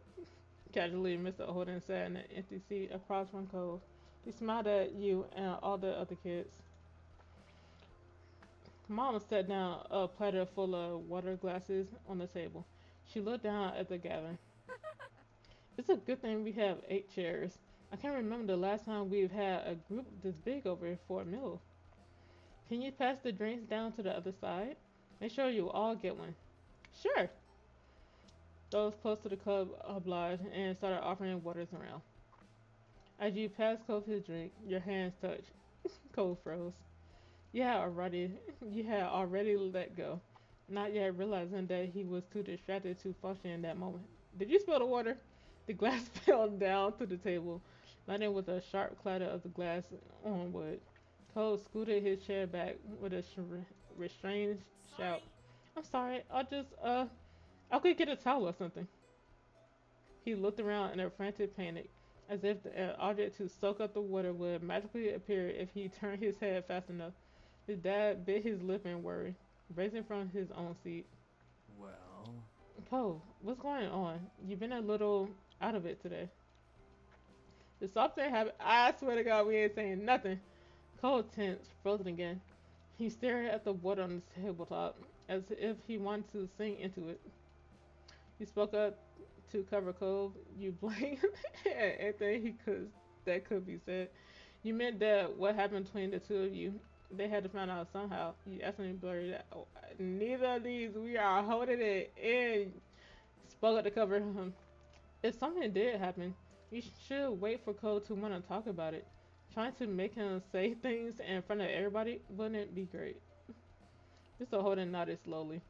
He still seemed worried, but after another look at Cole, he smiled sympathetically. right, right.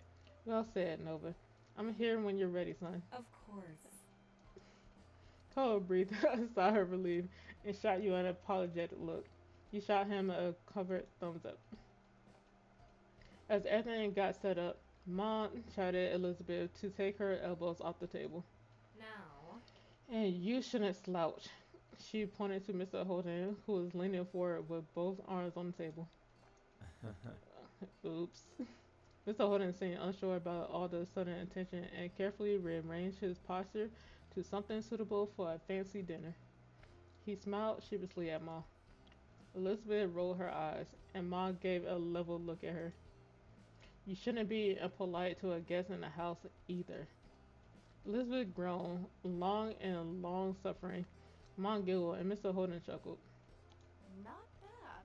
The lot of you could learn a thing or two from Derek. He has the best manners here. Derek blushed, but it was true. His posture was upright and formal. He even held his fork gracefully. His table manners, on top of all his attempts to aid your parents, made him the model of a meal attendee behavior. Aw. It's nothing. It's true though. You have been a lovely guest. I've noticed that too. It's always nice when you stay over, Derek. Derek smiled and sat a little taller in his chair. Oh, that's so sweet. Hmm. Hmm. And do you have anything good to say about our other guests? She looked deliberately at Cole with a teasing smirk. Or is there just nothing to say? Hmm. Well, Cole is my number one, but he does still clean his hands by wiping them on his pants. Cole frowned at that and absentmindedly brushed his hands on his pants legs. Your mom laughed lightly. There, there.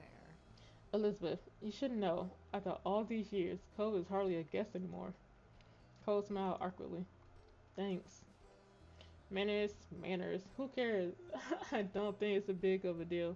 You tease Cole for his bad habit. You compliment Derek on his politeness. You joke that Derek was basically an adult. I guess a joke. Next time, Derek really is going to stay inside to cook. He's practically a mini adult. If he's joining us grown-ups, then you're going to have to treat him like one. Not mine. Okay, so Mrs. Suarez, how goes your taxes? Derek shook his head and chuckled.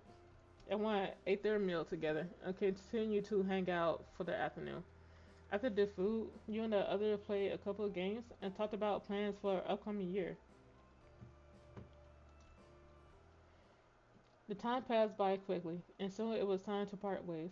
Mr. Holden talked to your moms, and Cole drifted over to you, knowing that as soon as his dad finished up, he would be leaving. It'd be cool to stay, but we had some stuff to do before everything closes today. Okay. Yeah, bye. Could you move? I need the phone. Cole raised an eyebrow, and Elizabeth impatiently gestured behind him. Cole realized he was standing right in front of where the receiver was placed. He, he stepped it out of the way and shook his head, clearly thinking Elizabeth was rushing too much. Your sister made a beeline for the phone and started dialing the number of what you figured was one of her friends. Knowing Elizabeth, she was going to be on there for a while. You, Cole, and Derek shuffled closer to the door. It seemed like Mr. Holden was wrapping up his conversation, so everyone started saying their various farewells. Talk to you later. See you later, Cole. We gotta do this again sometime. Yeah, see you. Cole turned to you and smiled slightly. Bye, Nova. You hugged Cove goodbye, you patted Cove on the back, you nudged Cove's shoulder, you rubbed Cove's hair, you waved. You gonna hug him goodbye? You stepped forward and spread your arms wide. Cove only had a moment to react before you encircled him in your arms. Cole took a second to return the hug, surprised. He leaned into you and held on. Then he hovered nearby with a small smile on his face when it ended. His cheeks were slightly red, especially when he looked over and noticed that Derek had watched the whole thing. Derek smiled amusedly. Dude. Seriously, dude. We'll have to hang out later. I'm gonna miss you during school. He punched Cole's arms softly. I wanna know if they so close that he know that Cole likes us. Cole still rubbed the spot afterwards. Cole and his dad left soon after that. Your parents started cleaning up the house, and Elizabeth was still chatting to her friend on the phone. It was just you and Derek left. He elected to stay outside in front of the house to wait for his dad to pick him up.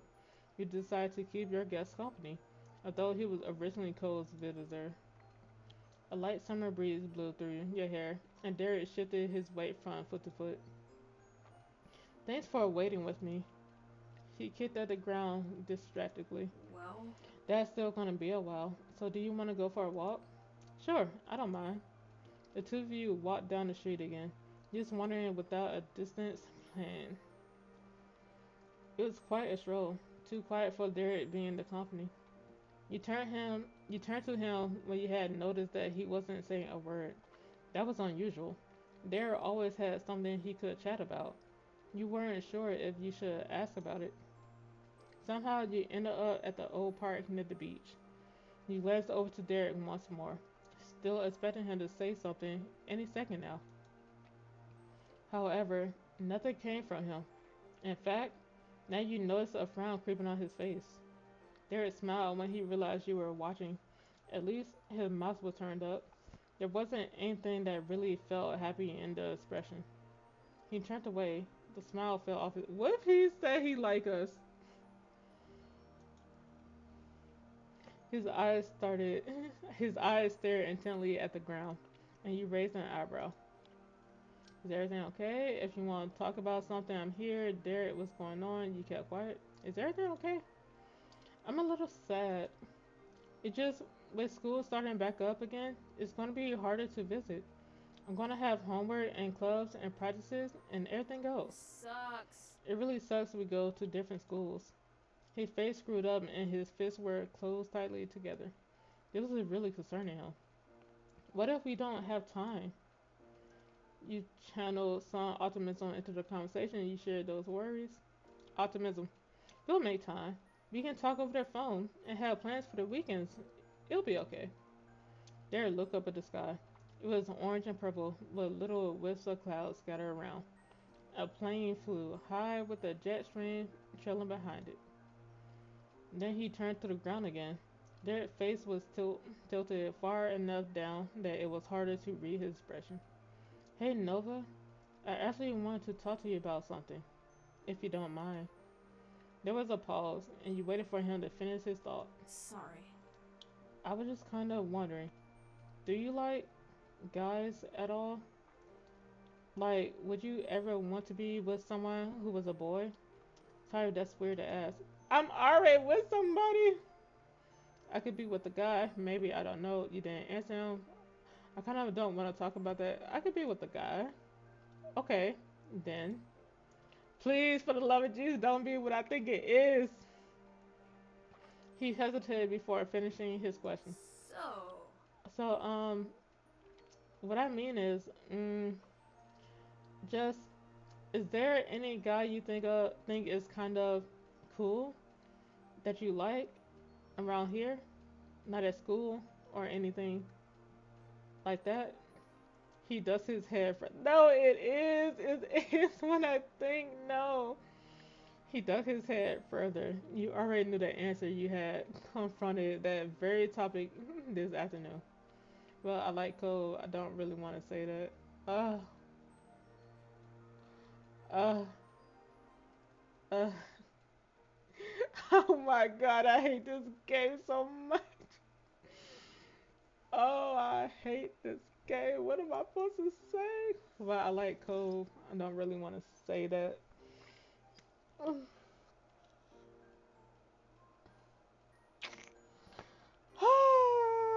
Jay, what we gonna do? Oh my god. Um, I feel like we gotta tell him so. Oh my god. But I like drama.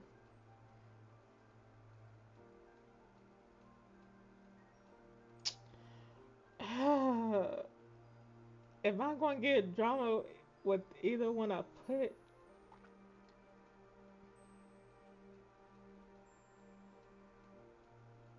why do I gotta make the decision? I'm gonna cry. Well, I like Cove. Derek chuckled and didn't look at all surprised. Yeah, I kind of thought so. That's cool.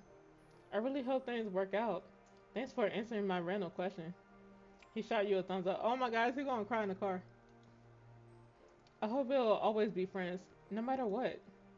Even if we don't see each other for a long time. Or if we get really busy, I still hope. He cut himself off and met your eyes.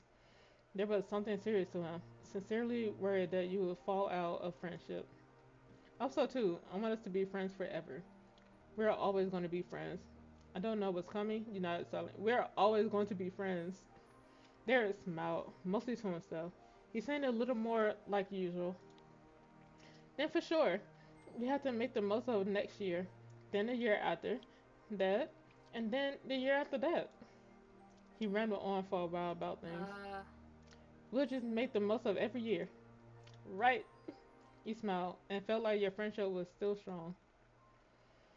You didn't spend much longer at the park after that. Derek didn't want to miss his dad, so you both made your way back to your street. As Derek went back home, you decided to settle in for the night. Stretching your arms over your head, you noticed the living room and the phone was free. You took it easy, you called Lee. I didn't want to call Lee, we just took it easy. You flopped onto the couch and wiggled until you were positioned just right. And you knew when it was perfect because all the exhaustion from the day starts fading away. Sighing contently, you were pleased with this and into the day. Looking at the clock on the wall, you thought that there was only about 10 minutes until your moms would be insisting you had to go to bed so you could be rested enough for school. You stretched your legs out onto the couch and sighed in defeat, watching the minute had changed 1 minute closer to bedtime. You rearranged yourself, feeling restless, and looked out the window. Startled initially, you spotted a figure out in the hills. It was Cove. When the surprise faded, you realized it really wasn't that much of a shock at all. It was exactly something Cove would do. You went outside to meet up with him. You ran off to go see him. You left him alone. Why the hell would I leave him alone? You smacked the window to get his attention. You opened the window to call out to him. You went outside to meet up with him. Strolling casually, you went over to the front door. When you arrived, you noticed how many fireflies were out that night. They drifted along lazily, barely minding your presence as you waddled through to reach the top of the hill. Cole turned towards you as you approached, and you noticed right away that Cole looked happy to see you. Hey, you had a bounce in your step. You weren't sure how long you'd get before your mom rolled you back inside for bed. Hey, what are you doing here? Nothing. Nothing. Not really. He shrugged, seeming unhappy with his own answer. You stared at him, waiting for him to continue. Well, I guess I was feeling kind of weird about stuff, so I'm getting some fresh air before bed. You should really go to sleep, Giant saying that. I know you how you feel. I feel good. I hope you feel better. You shrug back. You nodded. I know how you feel. It's hard to stay still. Tomorrow's going to be the start of a new year. At the mention of school, a small noise escaped him. Cole let himself fall back onto his butt and then all the way down. So he was laying on his back. He looked up at the sky. You lay down yourself. You sat in the grass. You stood there. You sat on his. I could sit on his chest.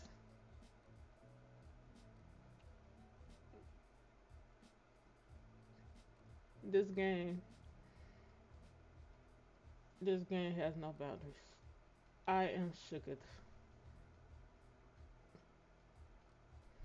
As much as I want to sit on his chest. This man can only take so much. He barely made it through the kiss. Lay down yourself. You lower yourself to lay it back on the hill. He had been lost in thought, or was possibly waiting for you to situate yourself, but he started speaking unpromptly again. Thanks for telling me about my dad and the money he offered you to be my friend. This was probably the last thing you were expecting out of him. Cole seemed to pick up on that and stretched his arms out wide in front of him. I mean, This is where we met, remember? It happened that day. You could recall the sad little boy with the pink cast who you found in his very spot. It felt like a lifetime ago. I kind of have a strange feeling looking at you. Not in a bad way. Just thinking about you then and really seeing you now. It's something. He turned his face away from you. You got the impression he was trying to hide a blush. Kobe is so adorable. It was almost unbelievable how much of an impact he made on your life. Just by moving in next door, you couldn't even imagine what your days might have looked like in the world where you hadn't met him. It would be horrible. It would be sad. I already know it would be. Cole glanced back at you, waiting for a response, and you had no idea what to say. I don't even know what the hell he was talking about. Cole just stared at you unblinkingly. What? It's you. Huh? He snickered before answering. He looked thoroughly amused with your reaction. That's what you do all the time. So, I'm being you. You do that all the time too. So do you, Cole. You were stunned he noticed enough to take note of it. I don't do it. What the fuck did I do? I'm so confused.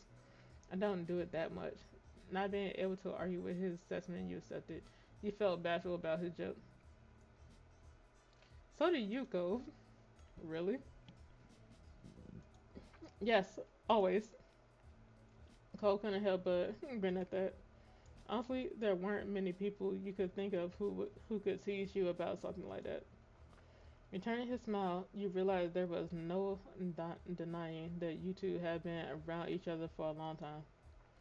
Cole broke the quiet before it could fully settle. see you tomorrow. Hey, I'll see. No! Stay with us forever! Yeah, see you then. With the final wave, Cole headed for home, but you stayed there for a few minutes longer. Your mind kept going back to his simple statement, see you tomorrow. No matter how much was changing around you, there were some things in your life that always seemed to remain true. The hill felt warm to you that night. Before you knew it, you were getting comfortable under the covers in your room. Your mind couldn't help but still be buzzing with thoughts about the future. It was hard not to think about Cole. There had been enough time to really figure it all out after what happened between you. You felt excited, nervous, unsure. Excited! There was little doubt in your mind that things were moving forward. and you couldn't wait to find out what changes were waiting for you on the horizon. Slowly, your eyes grew heavy as you drifted off to sleep, your mind spinning with wishful thoughts. No matter what happened next, you could only hope that you would make it and make the most of it.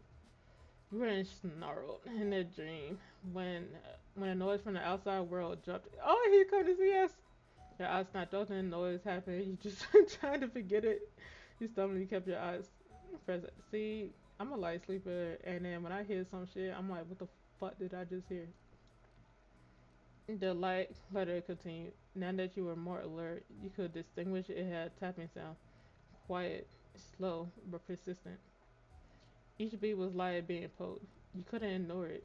You lifted your head from the pillow and looked for the source. Not much work was needed to puzzle it out. It was from the window. With that, you knew exactly what it was. From the color of the light flittering into your room, it was too early for anyone to be awake, including the sun. It had barely hauled itself over the horizon, but that didn't stop some people, it seemed. You sat up in the bed and opened the window wide. Cool air, not yet warmed by the day, tickled your face as it pushed into your room. And just as you expected, there was your neighbor crouching on your windowsill. He was fully dressed, though not for school. He was wearing a wetsuit and a shy smile. I know, but I can't. He stared back, blinking. So technically, we won't be back to school for a few more hours. His voice was delicate, yet deliberate, each word a careful explanation. Classes haven't actually started yet. So, do you want to hit the beach with me one more time this summer? Hell yeah. Always, here we go again. It was way too early. Why were you crazy cold? You're so cute. You gave him and then always. It's not widened affectionately. Guys, I have to go to sleep, but I'm trying to finish this.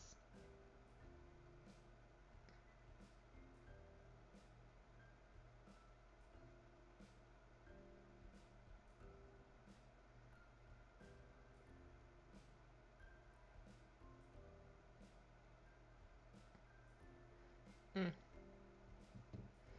You rest to get changed into something suitable while Cole climbed back down to the ground level. Your limbs still half asleep, struggle somewhat as you attempt to coordinate them into a swimsuit, but you got there in the end.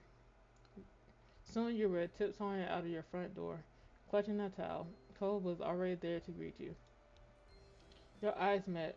Cole, Cole's gaze darted to you and your destination and back to you. You checked the door was closed, gave him a thumbs up, and the two of you leapt into the action. Rustily, you began to run down the familiar path ahead, Cole beside you. The thrill of your illicit outing made you want to laugh. Not that you dared. If anyone in your family looked out the window and saw, then your summer would be back to being over. One glance at Cole told you that he was exactly the same, holding back, snickering for fears of being heard and caught. The towel streamed out from under your arm like a cape. You were running so fast down the hill that simply keeping your balance and not tumbling down was a real threat. It just wasn't enough of one to make you slow your pace. For every step you took, the beach was a little closer, and the day a little brighter. What lay ahead of you would arrive, and you were happy to meet it.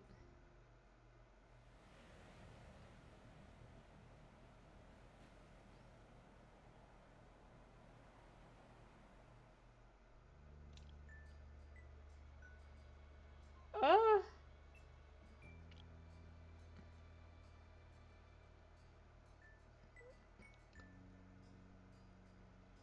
mm, what else we got? No, no, no, no. Okay, wavy.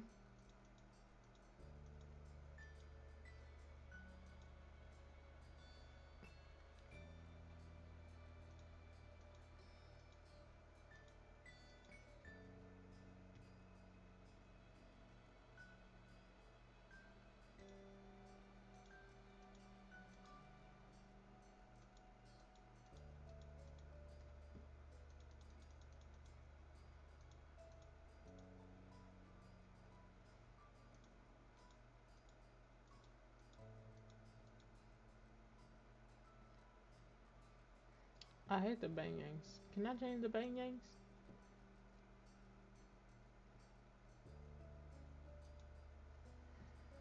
Okay, what birthmark do I have? Oh, rosy cheeks. No, it's still good. Alright, acne is gone. Cause we, I don't know, did some shit.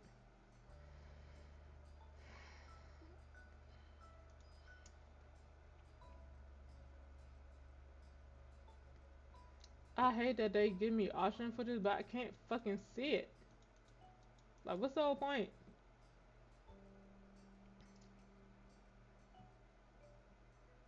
And our braces are off.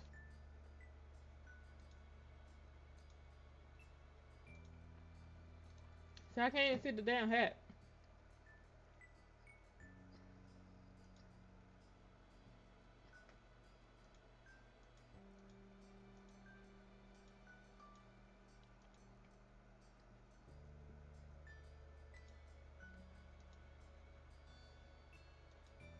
We had long nails.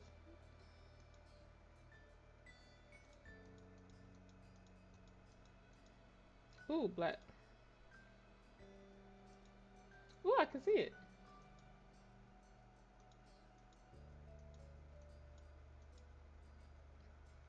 We can do that one. Huh. Done. My feelings for Cole. We love him.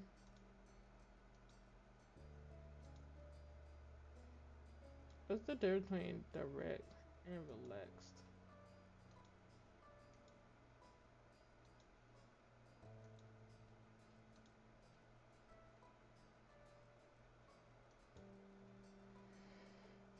I guess direct.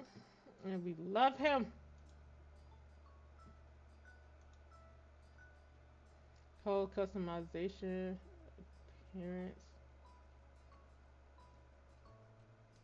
Okay, we're gonna do both.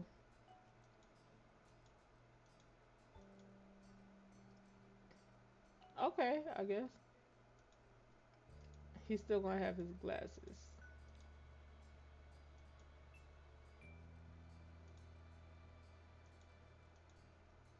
Shit.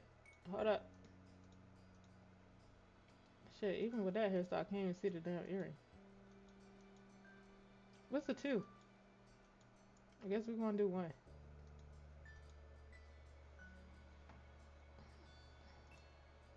Ooh, I like that one.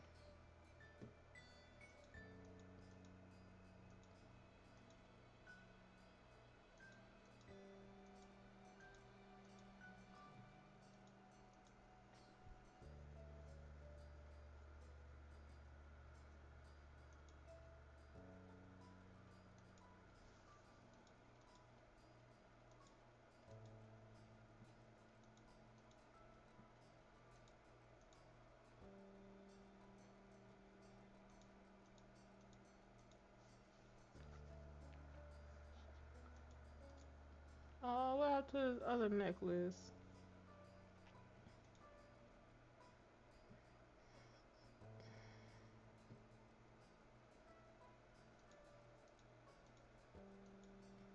What the hell?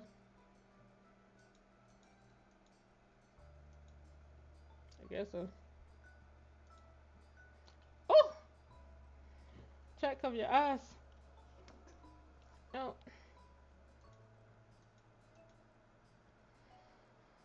I'm keep on wearing pink. Ooh, formal.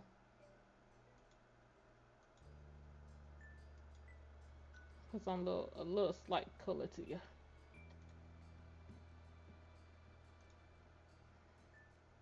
Cove creator personality.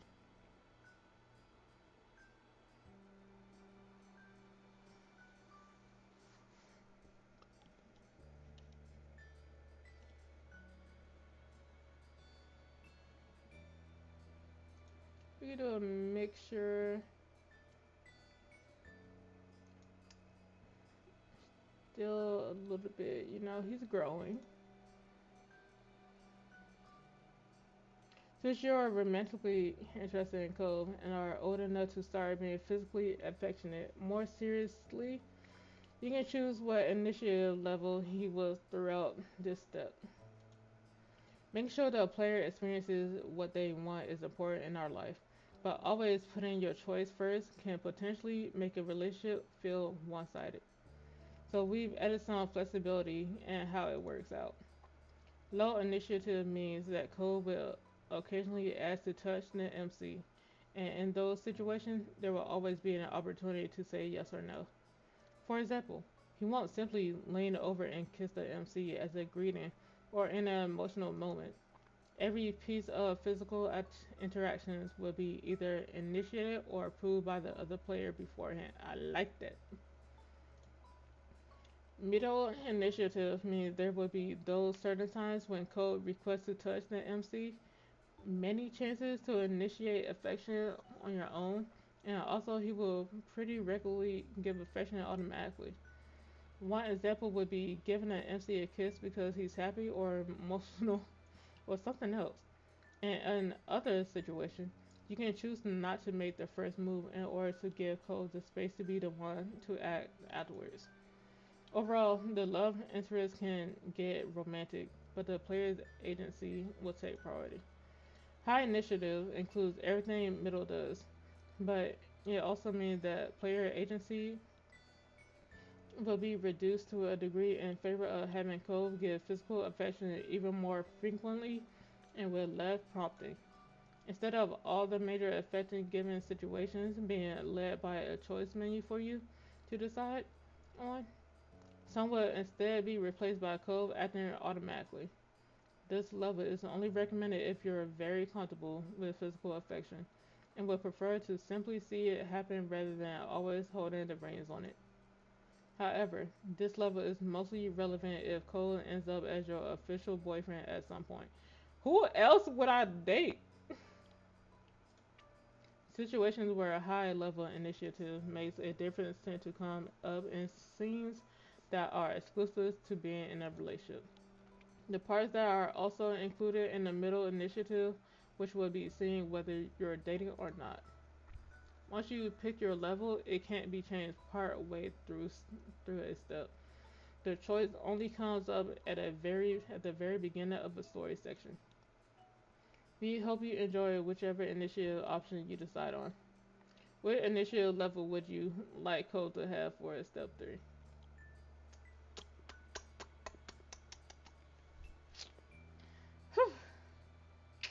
I'm in between the middle and high. So like I feel like I want him to be high because for the longest he's been shy and stuff. Like I still like him being shy. But I think it's time for him to take the initiative because I have been blunt sometimes and he haven't done nothing. I mean, I'll see later. Uh, I guess we're going high initiative. Ooh, direct. Start playing 1, 2, or 3 using the direct comfort level. Come on, I got it. Okay, we gotta save this. Yes, because I gotta go.